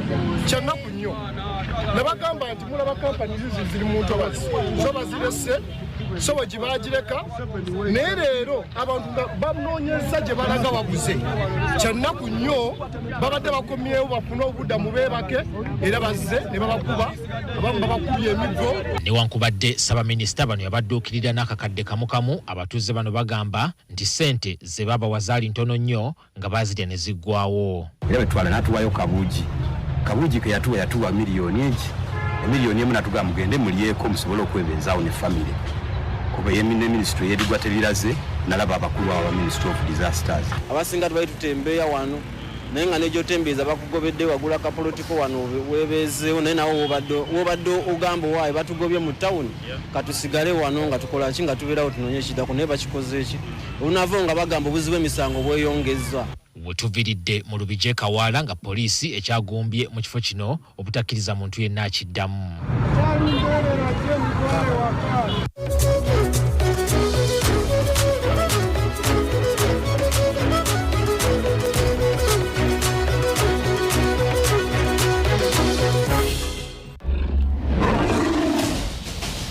Zinaganye ndikachimudativa nendigavuyanza rukunjiri ngumeni inywa presidenta ntakumanya chijuru ndewunguware bahongu no hangu no kuhangura akachokuru nasangamo obugambo nabusindi natahoko mukaga munana kunje kuba ndiaho ndebantera unahangura buchi abantu imbahajira mwe namugumye presidenta amplira masayi gona mfoni prompt wangu du gona guteza mani.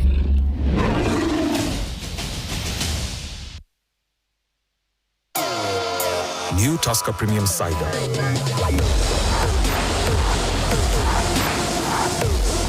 Crisp, delicious apples crushed and blended to create a unique taste explosion.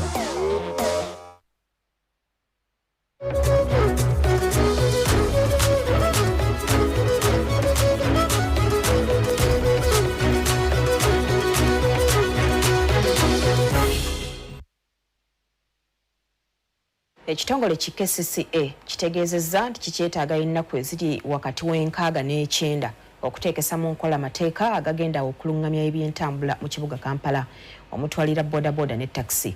Kino kigenza okujja nga waliwo okwebuuza okuva eri abavuzi b'ebidduka okuli bodaboda ne taxi oba ekyokutereeza ebyentambula baabivaako.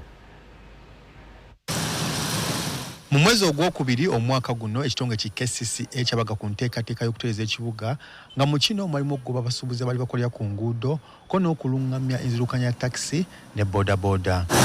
Okusinziira ku kitongole ki KCCA ekyali kiddako kyali kyakutereeza byantambula mu kibuga Kampala okuli bodaboda ne taxi. Era KCCA neetegeeza nga bwe yali etongooza stage za bodaboda 229 mu division za Kampala zonna. Rashid Sekindi akuliye ekiwaji ekitwala abagoba taxi mu ggwanga Chief atubulidde nti taxi ezazitikira ku makubo bazijjawo nga KCCA bwe yalagira. Entono ezo ezasigalako emu bbiri zezo ez'abasaabaze ababa batalina ssente zirinnyira ssente entuufu ze baba batadde ku bupande mu paaka nga baamanyira naddala nga ku State Square waliwo emmotoka ezitikirawo awo naye ng'ezimu weeziri olw'ensonga nti awo waliwo baasi ze bakkiriza oba ze baawaawo awo gazeeti. Mu ngeri emu bali mu nteeseganya ne bannannyini ba taxi ezitali mu mbeera nnungi bazirongoose kiyambeko okulongoosa ebyentambula n'okwewala obubenje. Ezimu kati enguudo kati bw'otunuulira ng'emmoloka ekolera ku luguudo lw'e Nakawuka Bwambo Kiteezi eyo olwaleero ne bw'ogikola buli wiiki kijja kwetaagisa okubeera ng'olina okugula suspension ogizeemu oba sepulinga oba n'ebirala naye eziri ku nguudo kati zino endala nga Makindye Salama Road ezo zirabika obubi ezo tuwaliriza bannannyini zo baziddaabiriza. Mbung'oggyeko kino mbwera bamaze okukakasa enteekateeka z'okugula takisi ennene wakati w'abantu 241 okwawukanako ne takisi ezitwala abantu 14 bokka. Twafuna musiga nsimbi eyayambako ababodaboda olwaleero wemulaba abalina pikipiki ez'amasannyalaze eza Spiro. Omugagga oyo wa Spiro twakkiriziganya naye bamuyita Gagani Gupta agenda naffe tuyambako emmoloka ezo azisasule mu Kila Motors kubanga mujjukire nti Kila Motors okusooka yali erina emmoloka ezo ennene baasi ennene ne baasi ezo ennene ekisooka tezisobola kutambulira ku nguudo ziri mu Kampala olw'obufunda bwazo. Ekirala eyo baasi emu ey'amasannyalaze ya Kila Motors zemutera okulaba kati aba civil aviation ndowooza be bazikozesa egula akawumbi kamu n'obukadde 4 kati nga kizibu nnyo owa takisi abadde mu drone ey'obukadde 7 okugenda mu mmotoka ey'akawumbi akamu n'obukadde 4 kati wabasaba bakole emmoloka entonotono z'abantu 21 ku bantu 4 nga ziri mu kikanga ekya Costa. Ebipimo ebyo baali tebabirina naye kati baabimaliriza. Dickson Mujuni nga mukulembeze wa bodaboda atubulidde nti bwe bategeezebwa ku ky'obungi ku bo kye balowooza. Ebirowoozo bye twali tulina nti mu kukendeeza omujjuzo KCCA yajja n'ennamba nga ntono nnyo nga tulowooza ffe twandyongezzaako ku nnamba esaanidde eri appropriate. Mujuni agamba baliko ebirowoozo bawaayo eri abakulu mu KCCA omuli okukendeeza ebisale bye balina okusasula nga baagala basasula 5,000 yo KCCA ng'eyagala basasula emitwalo 3 eza buli mwaka.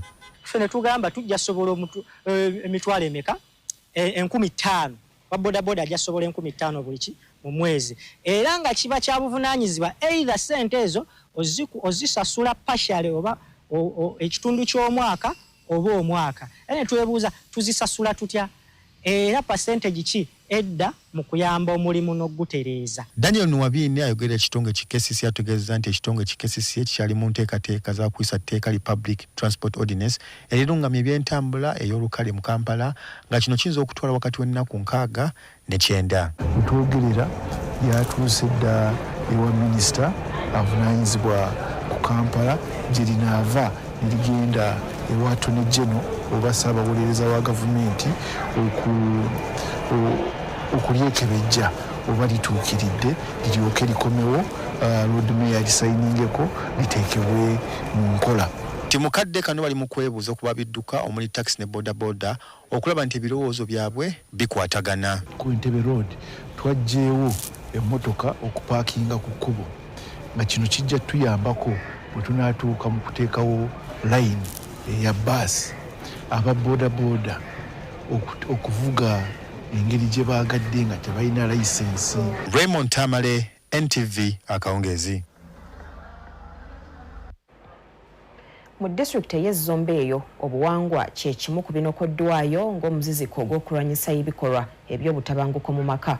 Mu buwangwa bw'erudda eno kive abakyala okuloopa abaami baabwe mu bikolwa eby'okutulugunyizibwa ekiviiriddeko bangi okunyigirizibwa mu kasirise. Tukitegedde nti era embeera eno evuddeko n'ebikolwa eby'okukabasanya abaana okweyongera mu kitundu.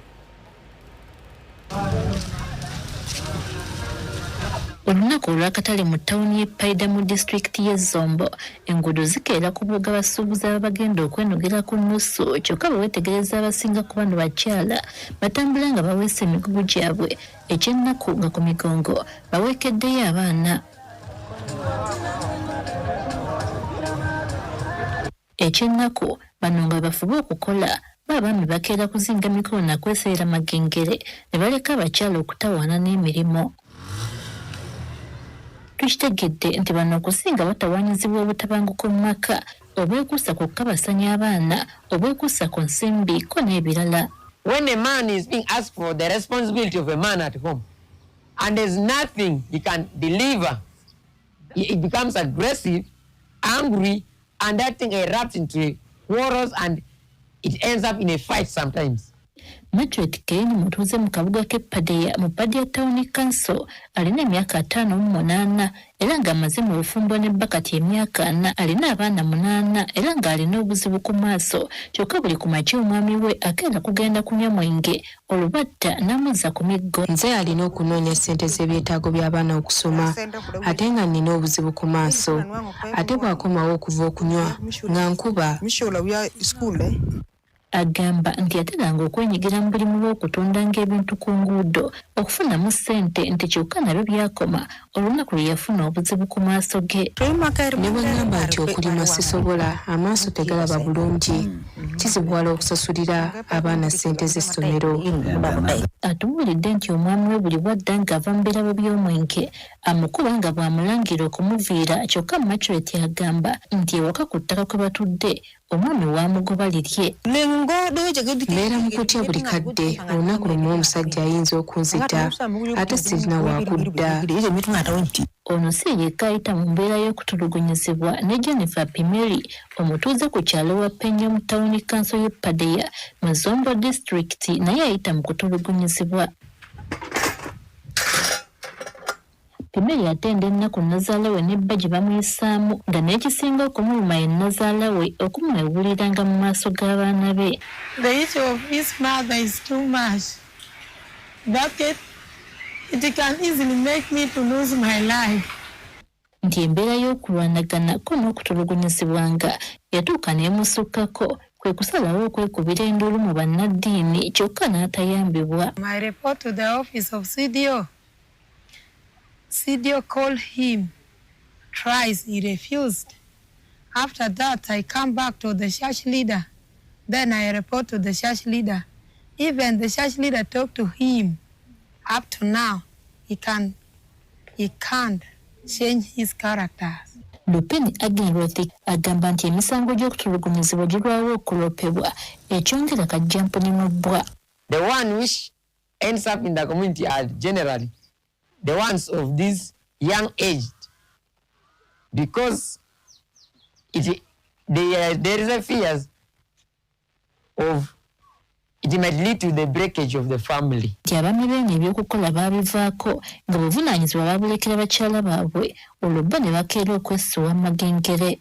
There is too much level of alcohol consumption in this my community.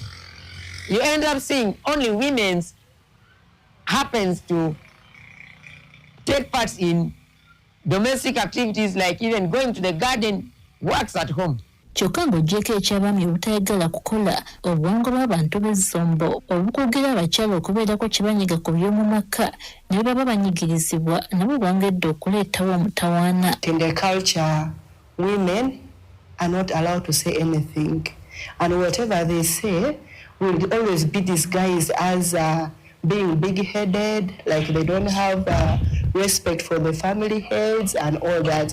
And in most cases, these women fall victims of GBV, especially domestic violence cases. Newankubadde nga abakyala be basinga okutulugunyizibwa, kyokka era tukitegedde nti n'abaami nabo batulugunyizibwa, kyokka ne basirika olw'okutya okuswala. But in reality, there are some men who are beaten by their wives. Men don't report. The last 4 years, only one man reported a case. Barbara Nareso, NTV.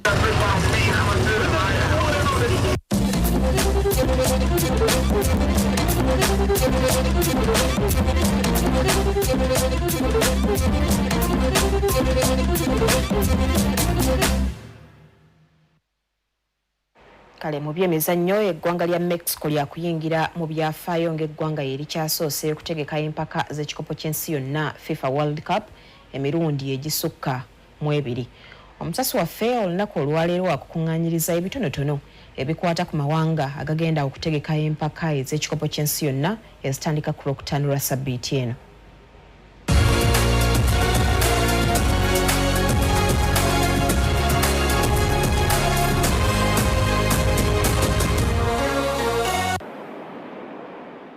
Kati wasigadde ssaawa busaawa empaka z'ekikopo ky'ensi yonna FIFA World Cup zigibweko akawoowo mu mawanga 3 okuli Mexico, Canada wamu ne United States.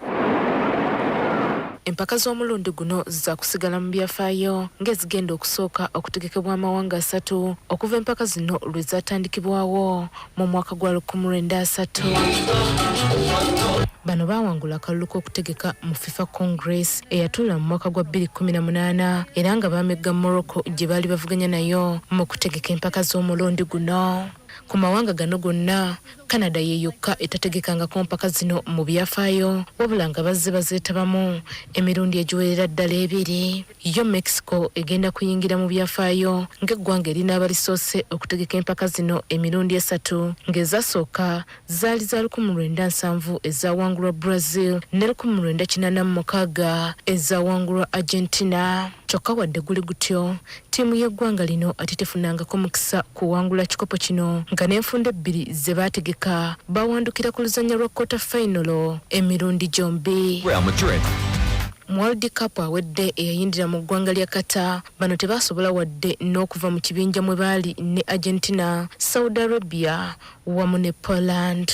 Ku mulundi guno bano baateereddwa mu kibinja A era nga be bagenda okuggulawo nga battunka ne South Africa ng'ennaku z'omwezi 11 n'oluvannyuma bazzeeko Czechia olwo basembyeyo South Korea.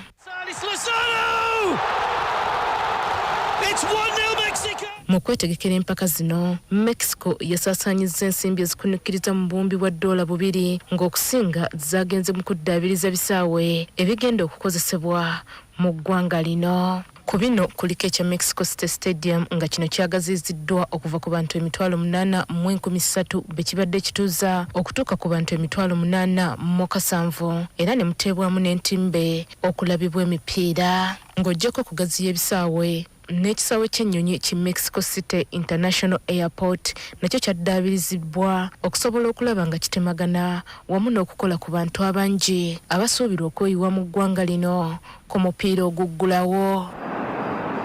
okufaananako ne Mexico ne mu ggwanga lya Canada ebbugumu ly'amaanyi era ng'empaka zino ze ziri ku mimwa gya buli muntu. Wadde nga tebategekangako mpaka zino, Canada yali etegeseeko empaka ezeefaananyirizaako zino zennyini mu mwaka gwa 2015 bwe yategeka ekikopo cy'ensi yonna eky'abakyala FIFA Women's World Cup. Kati bano bagenda kwegatta ku mawanga okuli Germany, Brazil, Sweden, France wamu kigambibwa nti bano baasaasaanyizza akawumbi ka dola ya Canada kalamba mu kutereza wamu n'okugaziya ebisaawe bibiri genda okweyambisibwa mu ggwanga lino. Ensimbi endala zeeyambisiddwa mu kutereza enguudo, entindo ez'enjawulo, ebyempuliziganya naddala ebikwatagana n'omutimbagano wamu n'ebyobukuumi okulaba nga abagenyi abagenda okweyiwa mu bibuga bino tebataataaganyizibwa. Ku ludda lwa America guno gugenda kubeera mulundi gwa kubiri nga bategeka empaka zino era nga kibadde kibatwalidde emyaka 32 okuva lwe baasembwa okuzitegeka mu mwaka gwa 1994 ne ziwangulwa Brazil. Bano nabo baasaasaanyizza ensimbi eziwerako naddala mu kuyooyoota ebisaawe nga tewali kisaawe kipya kyazimbiddwa wabula ebyo bikozesebwa mu liigi ya NFL oba giyite American Football bye byatereezeddwa. Kino nno kyali bwe kiti kubanga ebisaawe bino byawukanira ddala n'ebyo ebizannyibwako omupiira naye ate nga kyabayambyeko okukendeeza ku nsimbi oba oliawo ezandiyiise nga bwe gwali ku ggwanga lya Toka mu mwaka gwa 1930. Mu mpaka ezaggwa bano baakoma ku luzannya lwa round of 16 era nga World Cup ya 1930 bwe bakyasinze okukola obulungi bwe baamalira mu kifo ekyokusatu. The United States make their move in Group B. Mu kiseera kino abawagizi ab'enjawulo batandise dda okutuuka mu nsi zino era ng'ebipande ebiranga empaka zino bye bikwaniriza mu mawanga gonna gonsatule. Sharifa Nambi, NTV.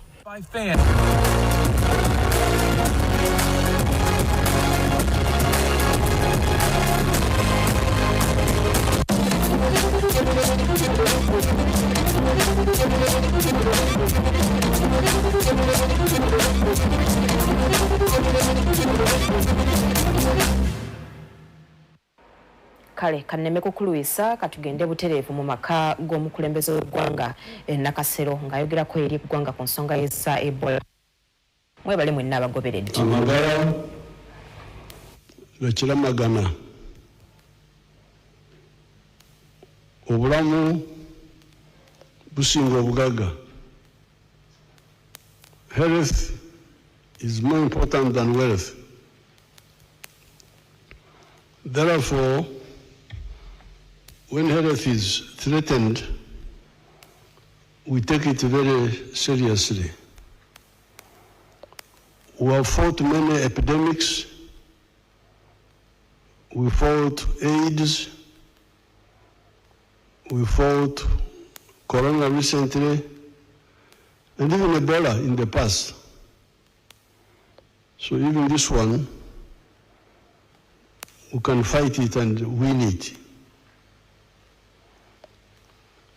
This Ebola is an aggressive disease, but in my view, it is not as difficult to fight as either AIDS or Corona. Especially Corona. Even AIDS was easier to fight in my opinion. But Corona was very dangerous because it was spreading through breathing, which meant that if I sat with you in a taxi, even if I did not touch you through the air, you could infect me. And then it was also spreading through other ways. Now, the good thing with the Ebola is that it spread through contact. Contact. You must have contact. Ugonjwa wa Ebola tofauti na ugonjwa wa Corona unaambukiza kwa watu kukaribiana sana, sio kwa pumuzi. Ugonjwa wa corona ulikuwa hatari sana kwa sababu ulikuwa unaambukiza kwa kupumuzi, lakini hii lazima muwe karibu sana, ndio naona ni rahisi kufaulu kwa ugonjwa huu. Now, how does it, if it is spreading only through contact and intimate contact, then it means really it is spreading because of carelessness. Carelessness. Kwa sababu ugonjwa huu unaambukiza kwa kukabiliana sana, kuwa karibu sana, sio kwa pumuzi aweze kuambukiza. Inamaanisha kutokojali ndio shida, ndio inaleta huu ugonjwa kuenea sehemu yote. Now the contact, there are a number of them. I have written about 7 here. Intimate contact. The one of West Africa spread by a boy picking a mango which had been partially eaten by a bat, akahundu, and eating it. That's how it started. Had fallen down, but I think before falling down, a bat had eaten a bit. It had some, I think, saliva or whatever, or feces, or from the bat.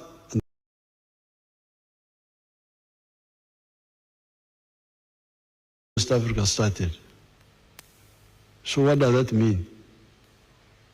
Eating fruits, eating things, wash them properly. And the doctors here to tell you, who eat fruits, like me, who eats fruits.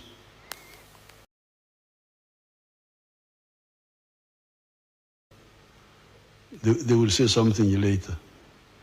So that was one way.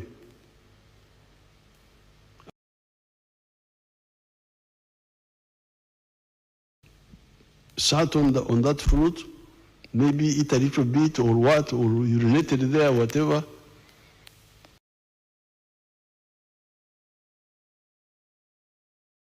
The boy picked it, ate it without washing. That's how the whole thing started. I don't know how many people died. So you can see there, bat, saliva, whatever, on the fruit.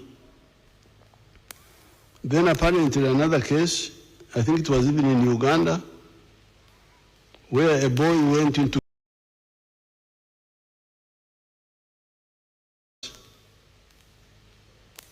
and there I think got in contact with the feces of the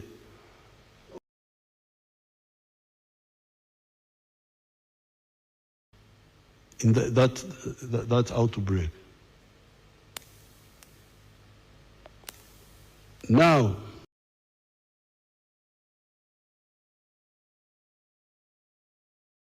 the meat, because apparently it does not go into all the animals. There are some animals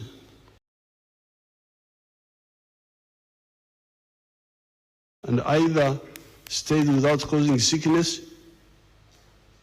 or even kills the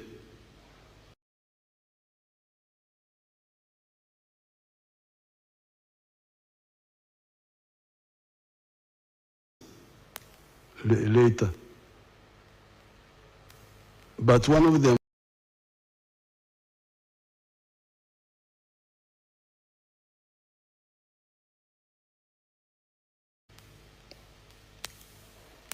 if you eat monkeys,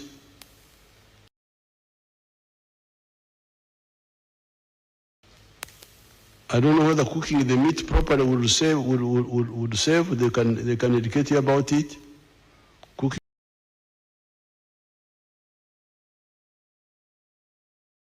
Even if you cook the meat properly, there is a danger when you are slaughtering. When you are slaughtering,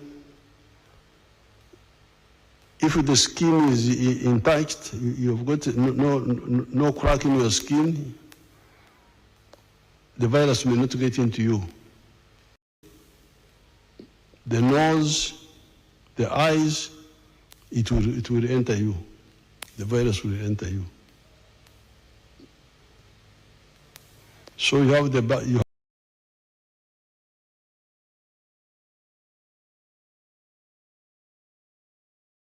bats, those bats. I hear there are some people who eat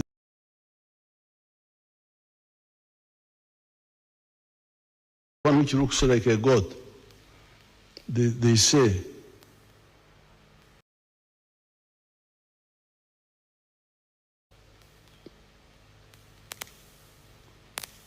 and that's why if we are eating meat,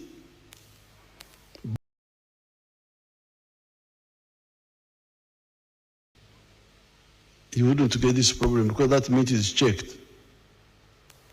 But the people in the villages may not have meat. But be aware.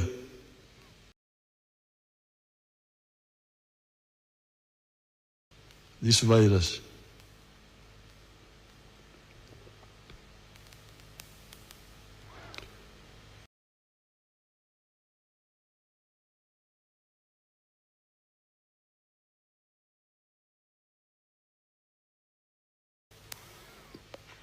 And he told us that the people who have died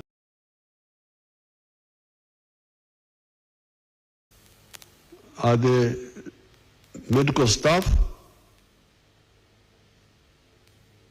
and the pastor the most. Why? Because the medical staff work carelessly.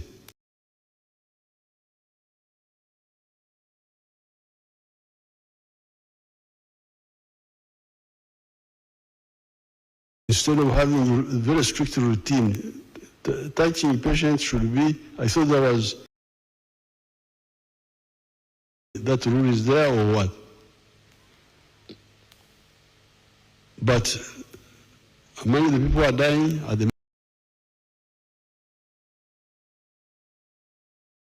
people, the touch patients. And you remember our Dr. Rukia,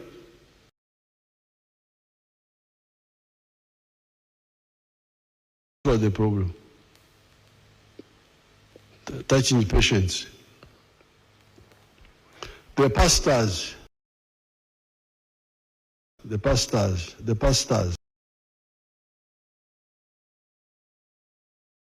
of God, they are the ones who touch patients.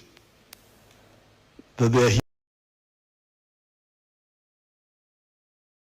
If you pray, God, you can pray, God is not deaf. You will pray without touching. God is not deaf. Misuse of, the other time when we had corona here, the Archbishop of Canterbury came here. They said he wanted to bless me. I said, no, I don't. He couldn't touch me. I could not greet him even. I refused. What's all this?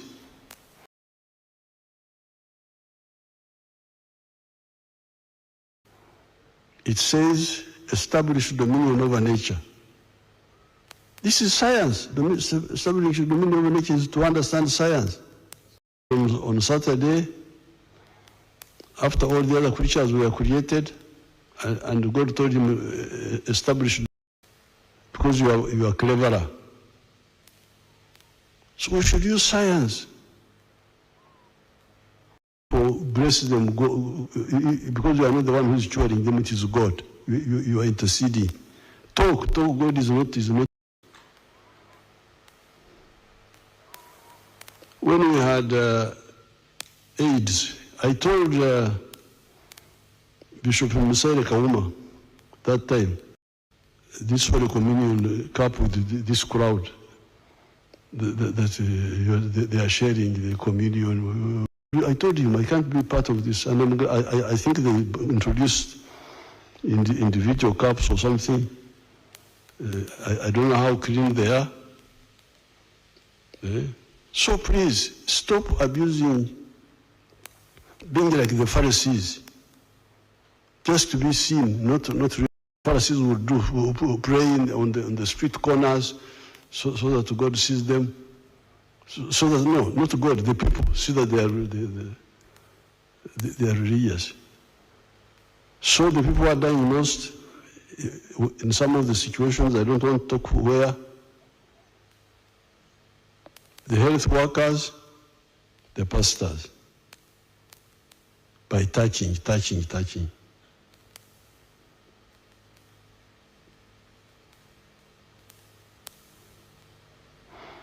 Another big problem is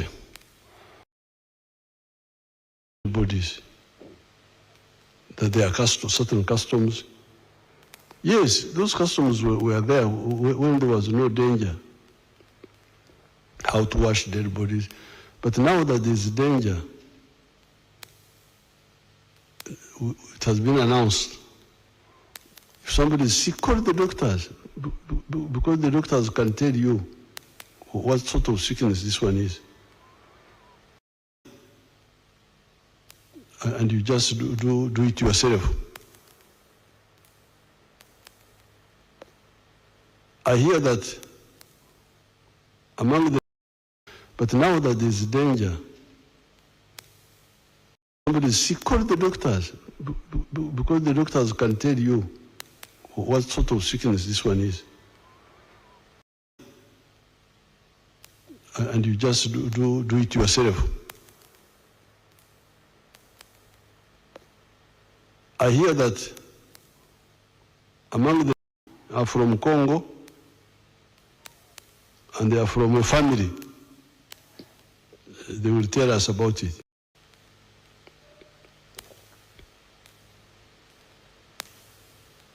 So therefore, we now know saliva,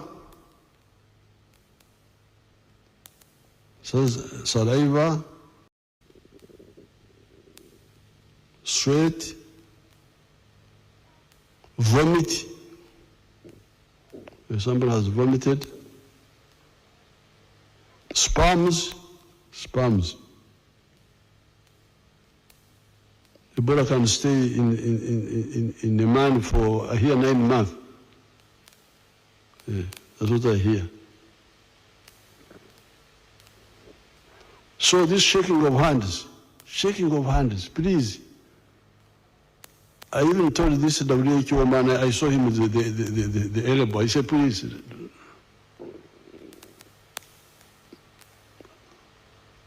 What is the greeting for? Shaking of hands for what?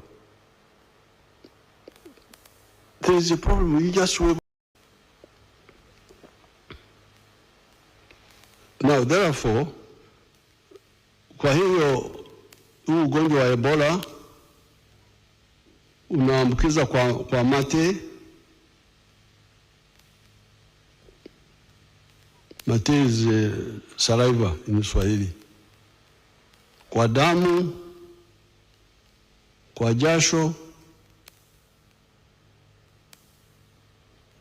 kwa nani za wanaume na wanawake,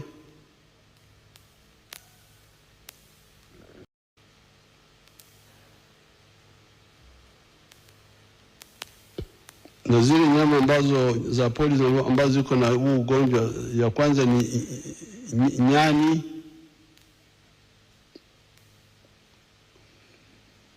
monkey, Popo ni bat, ni nyama zingine zinaonekana kama zinakuwa zinaweza kuwa. Kwanza ni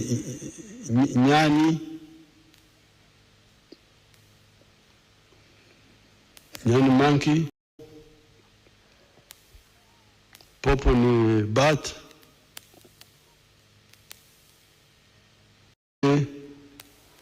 zinaonekana kama mbuzi huko porini.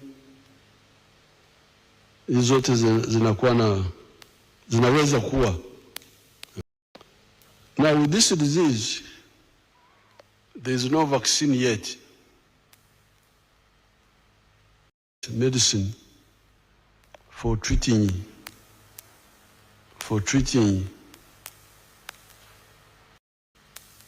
but it kills. It is important to know the body to kill itself. That's what the virus does. The virus enters the body and provokes it to overreact. It's like a clever military camp where people are not well organized and shoots. And then the soldiers start shooting one another in panic. Because much of the death is caused by the high temperature, caused by the body. The body tries to kill the virus by cooking, but raising the destroys its own organs. Vomiting, losing water, bleeding eventually. So that's why the good thing is that it is survivable, because we already have survivors. We had survivors in the past. In the past outbreaks, we had survivors. These people can tell you how many survived the other time. I have some figures here, but I don't have time to go through them. But even now, we already have survivors. I think like 5 have already survived out of the 19. 2 are the ones who died. 2. There are still 2 or they have increased.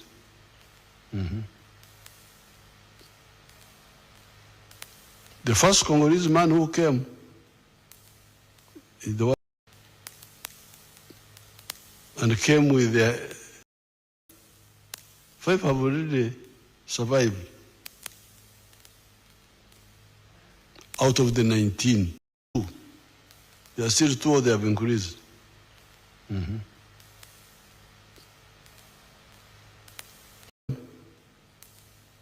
The one who died in Chiburi, I think, and came with their sister-in-law. They came separated, but I think they were from the same place. And she recovered. They recover because they get support, control the temperature.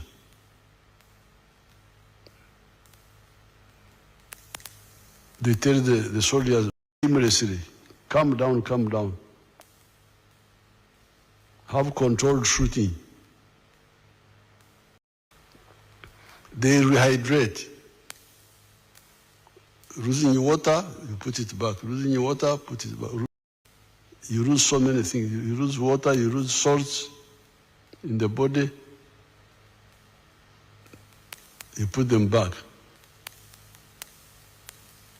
You put the water, the fluids. So the body now has a chance to fight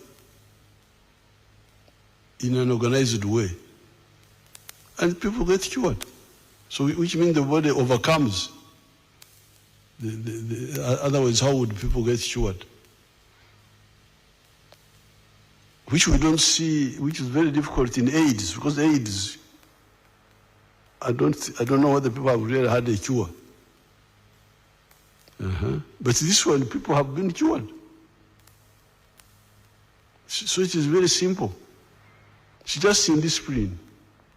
This one, people have, but others have been cured completely because of controlling the other killers, the temperature, the loss of fluids. You find the body fights back and it overcomes the virus. Combined with the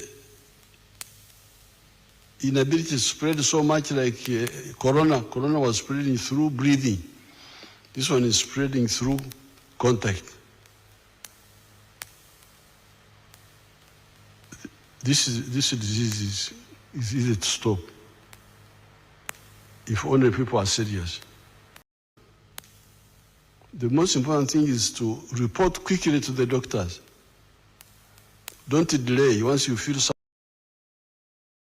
inability to spread so much like corona was spreading through breathing.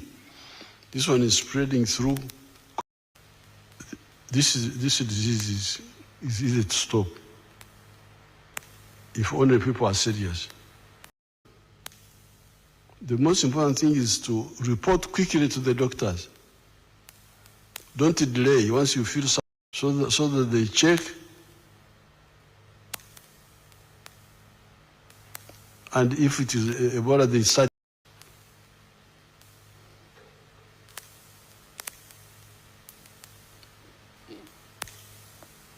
In other countries, this Ebola is involved in other countries. We have had to from neighboring countries, especially Congo. That's why I think public transport was. We only allow cargo. Why do we allow cargo? Cargo is very crucial. It's very crucial for countries, for businesses. To stopping it is like a blockade. But the good thing is that cargo also requires a few people. Cargo requires a driver and a tannoy boy, 2 people. Finish. And these are easy to check. You can check them at the border. If they are sick, you. Now, the other good thing about Ebola is that it doesn't infect. Somebody is not infective until he starts getting sick. But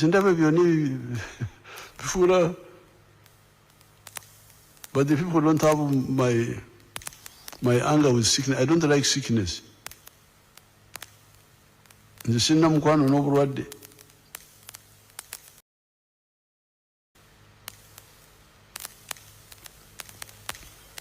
During the campaign, they were saying I should sit down with the other. I said, please, let me sit alone there, Mundeke.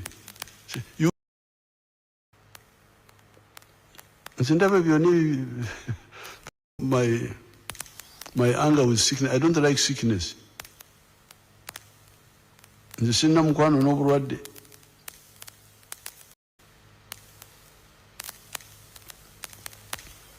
During the campaign, they were saying I should sit down with the other. I said, please, let me sit alone there, Mundeke. You don't worry about me.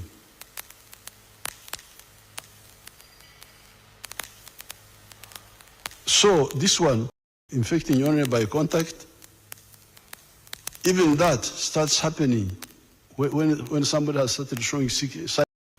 The virus can be in the body, the person is not yet infective. So it's very easy. It's just. So that's why, therefore, we don't fear the cargo. As They have one driver, one turnboy. Finish. You check them. If they enter, somebody was saying, but they may come and they get sick when they're here. If they get sick when they're here, they will report. If they follow, they will report and get isolated.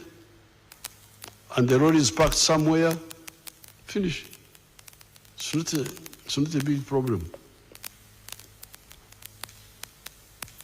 But the passengers, okuzinduka, abanyarwanda call it okuzinduka. When you are going to check on friends, you postpone that. It's not the same thing as cargo. Cargo is a matter of life.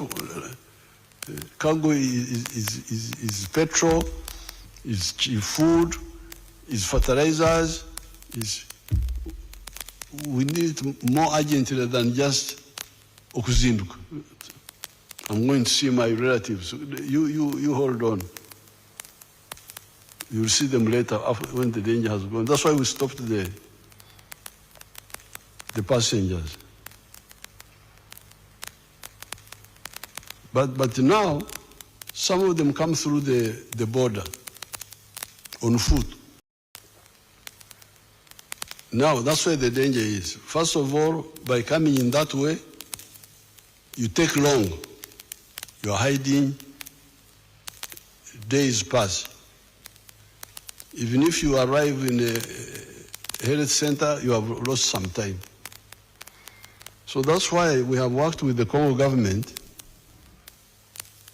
and these people will tell you, joint medical camps on the Congo side, and announce it. We are here. If you feel sick, come.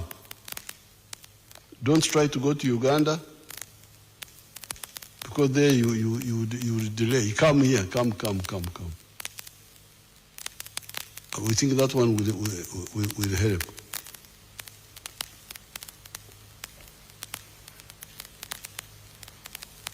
Now, when we are dealing with this matter, you hear some people talking of culture. There's the culture, the culture of eating this, eating that. But these cultures are there to preserve us, not to kill us.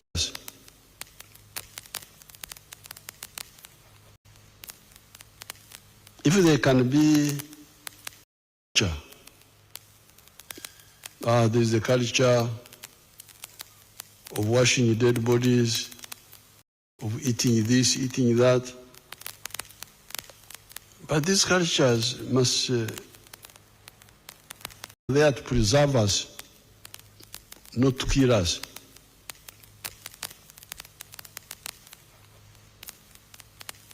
If there can be,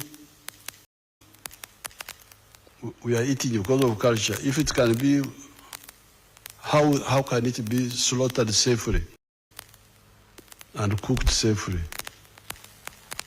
And then maybe you can continue. Some of the cultures have to be reviewed. You remember when Uncle called it Okungura. Okungura is wife inheritance. In fact, even the Wanyankore have a saying that Ryumuhunguzi oreba barakiro.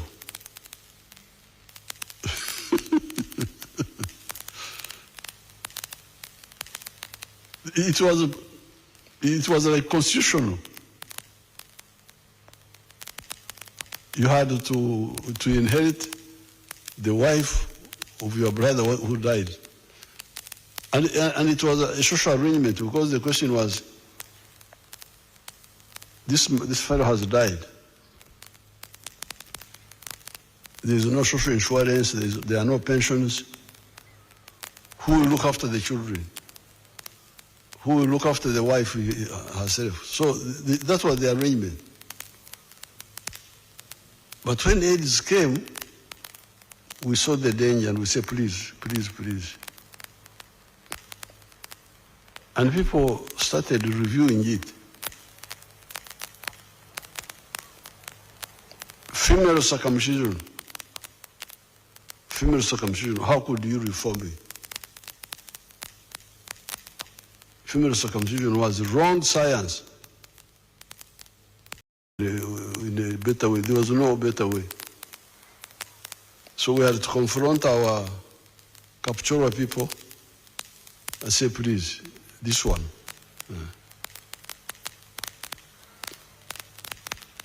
There's what the Banyankwere call Embirito. Embirito is a cow which has died from anthrax. This one must be cremated. It can't be anthrax, because anthrax, even if you boil the meat may not, the virus may not die. Because some people tried to eat it, that they would boil the meat and they died. So some of the cultures need to change. The Banyankwere used to drink milk without boiling it until Louis Pasteur, the Frenchman, who first saw the microbes, started knowing what he had seen, that there are microbes in the milk which we don't see. And we had to boil it. We had to abolish that culture of. Used to drink milk without boiling it until Louis Pasteur, the Frenchman, who first saw the microbes, started knowing what he had seen, that there are microbes in the milk which we don't see. And we had to boil it. We had to abolish that culture of, to review those cultures.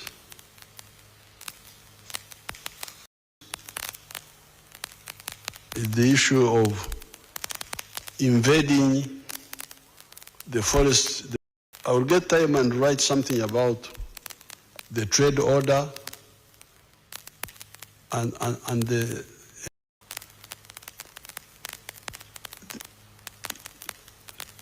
these issues are not just environment.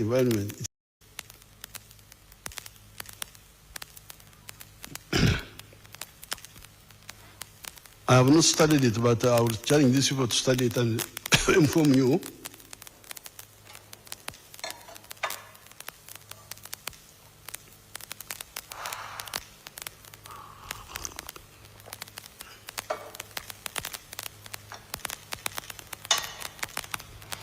The bats. I normally see the bats flying at night.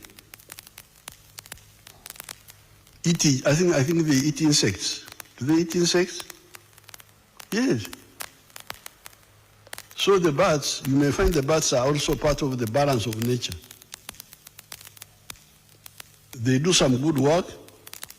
Maybe they are doing some good work.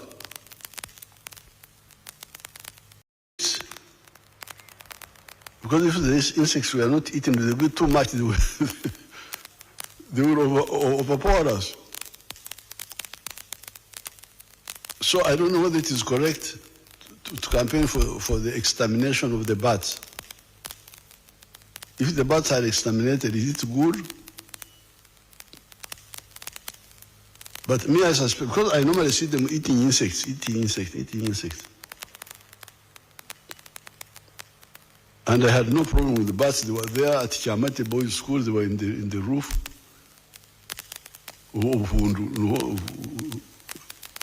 We're not bothering with them. Because they don't eat other. It's only now that they have this problem. So, if they were in the forest,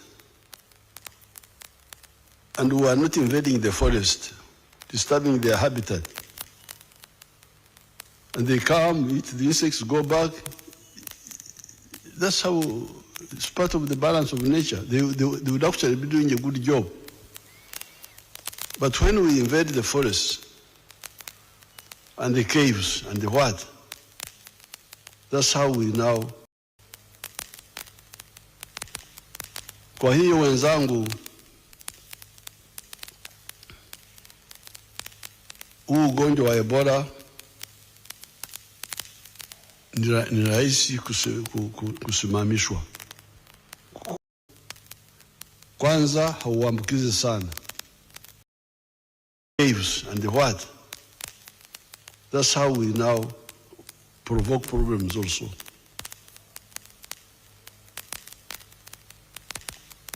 Kwa hiyo wenzangu, ni rahisi kusimamishwa. Kwanza hauambukizi sana. Sio kama corona, mpaka ushikane na mtu mkono, ishane vitu vinatoka kwenye mwili, ndio anakuambukiza. Au kula zile nyama ambazo tumetaja pale.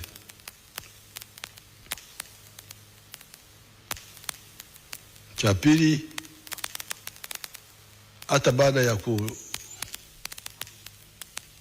kushikwa ugonjwa, ushifika haraka kwa matibabu, unaweza kupona.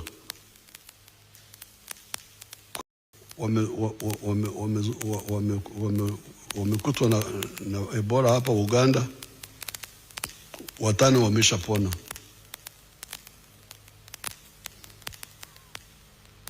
Kumi na 4 kwa hao 19 ni watu wetu, ndugu zetu kutoka Kongo. Kwa hiyo mambo awe mawili. Kwanza, ugonjwa hauambukizi sana kama corona, ni rahisi kukomeshwa. Tukiacha kushikana mikono, tukiacha kufanya ile mambo yote tumetaja hapa, kushika maiti bila kujua mtu amefariki kwa sababu gani. Wale watu wa Mungu kuweka mikono juu ya wagonjwa, watu wafanyakazi wa afya, kushika wagonjwa bila kinga, bila gloves. Hizo gaps zote ndizo zinaleta shida, lakini rahisi kusimamishwa. Wacha niachie hapa, alafu niulize kama waganga wanataka kuongezea. Add anything, you people.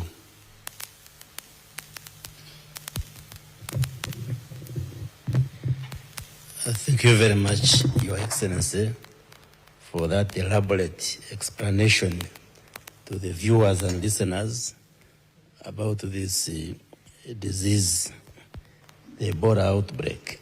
Your Excellency, belongs to a group of diseases we call zoonoses or zoonosis. This one means that the organism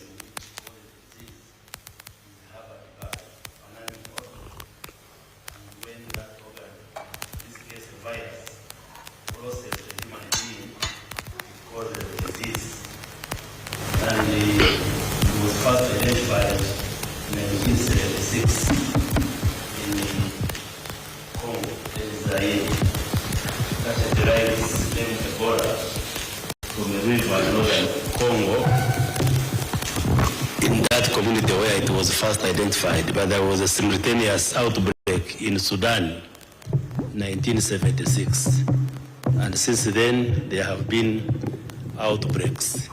Congo, DRC is now experiencing, I think, the 17th outbreak. In Uganda, we had the first outbreak in 2000, and we are now having the 9th. That derives named Ebola from the river northern Congo in Sudan, 1976. And since then, there have been outbreaks. Congo, they are experiencing, I think, the 17th outbreak. In Uganda, we had the first outbreak in 2000, and we are now having the 9th. Big, like the one which was in northern Uganda, and even in Bundubujo. Others have been small. There are animals which are reservoirs, which harbor this virus. And the most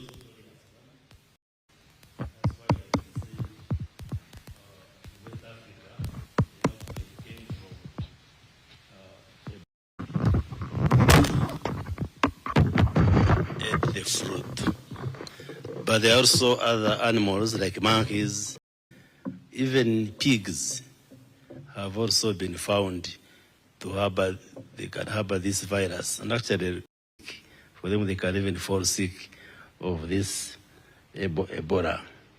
And once it infects you, it takes 2 to 21 days to incubate before it develops into symptoms and one gets sick.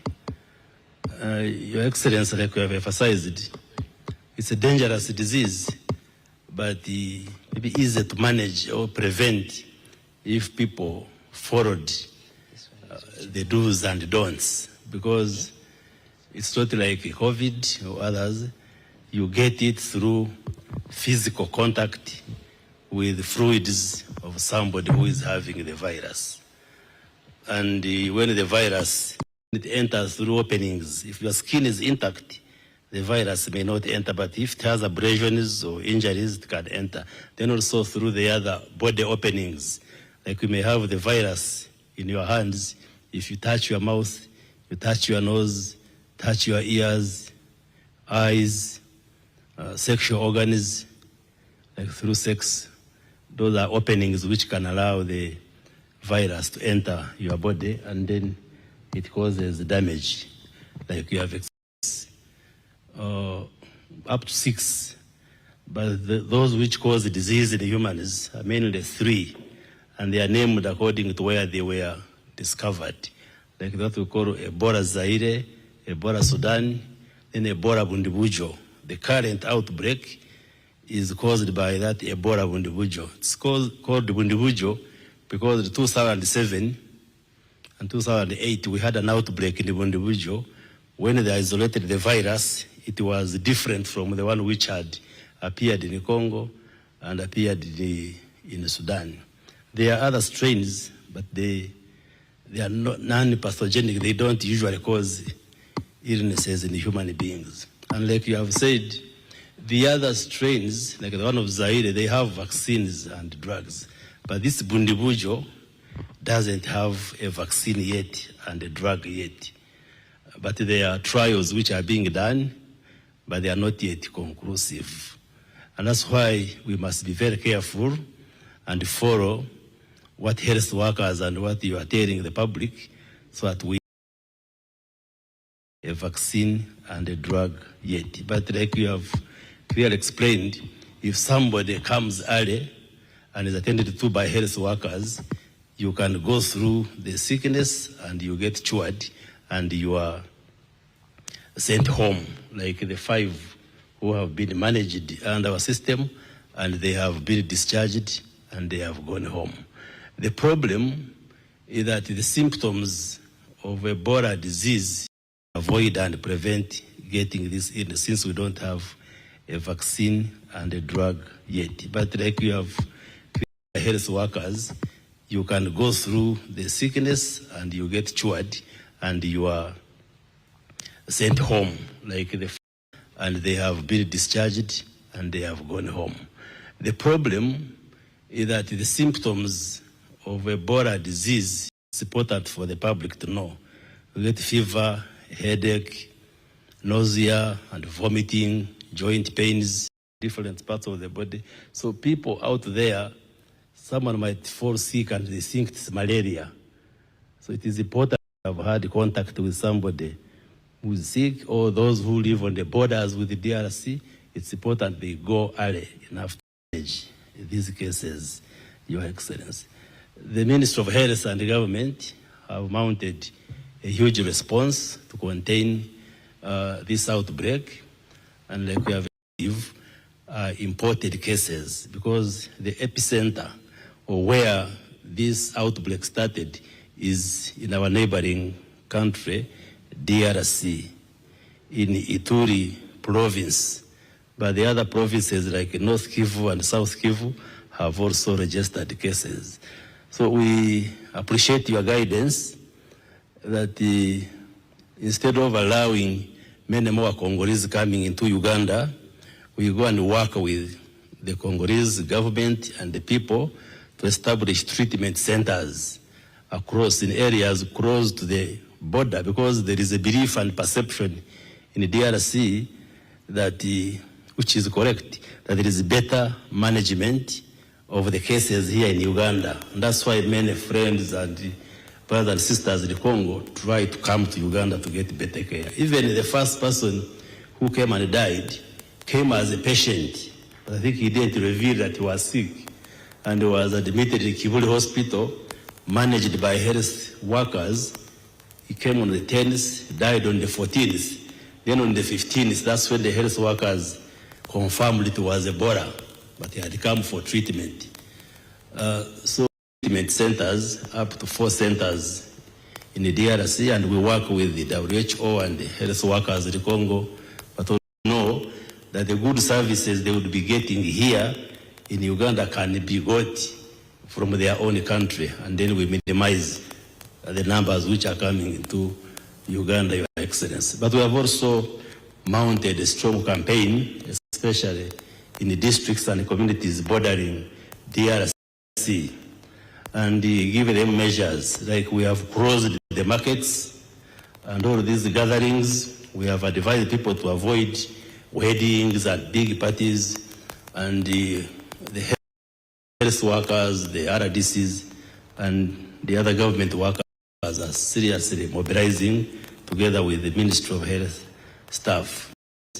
Like in schools, because we didn't want to close schools, but all schools have been given guidelines on infection control measures, like ensuring that the learners can wash their hands, use sanitizers, and all the preventive measures. And also the churches and the prayer gatherings, they have got all the guidelines on what to do to ensure that those who come for prayers remain safe and do not become a vehicle for transmitting the virus, Your Excellency.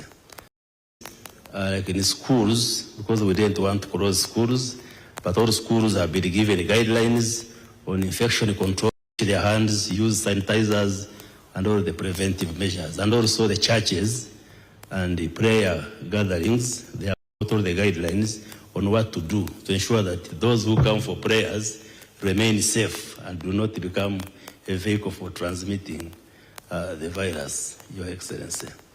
Watchful to be on the lookout, that if we follow these basic measures, we can be able to arrest the transmission and wipe out this outbreak as soon as possible, Your Excellency. Maybe. Your Excellency, you asked that in the last outbreak, the total people that were infected to our treatment unit, but all the people we got in our treatment unit. The 12. And in West Africa, Your Excellency, those who died were 11,000 people who died. In the Yes, West Africa.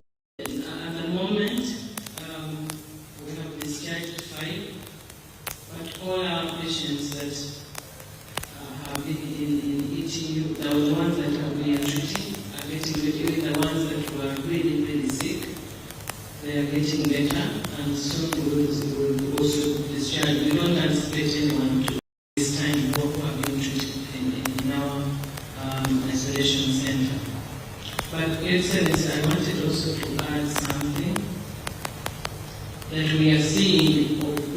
interested and is going to add also the knowledge, global knowledge on Ebola.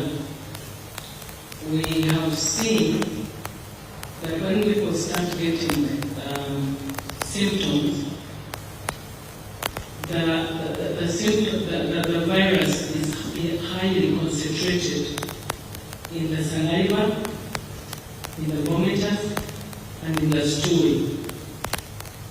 It is high concentration. It is much more concentrated in the alimentary canal.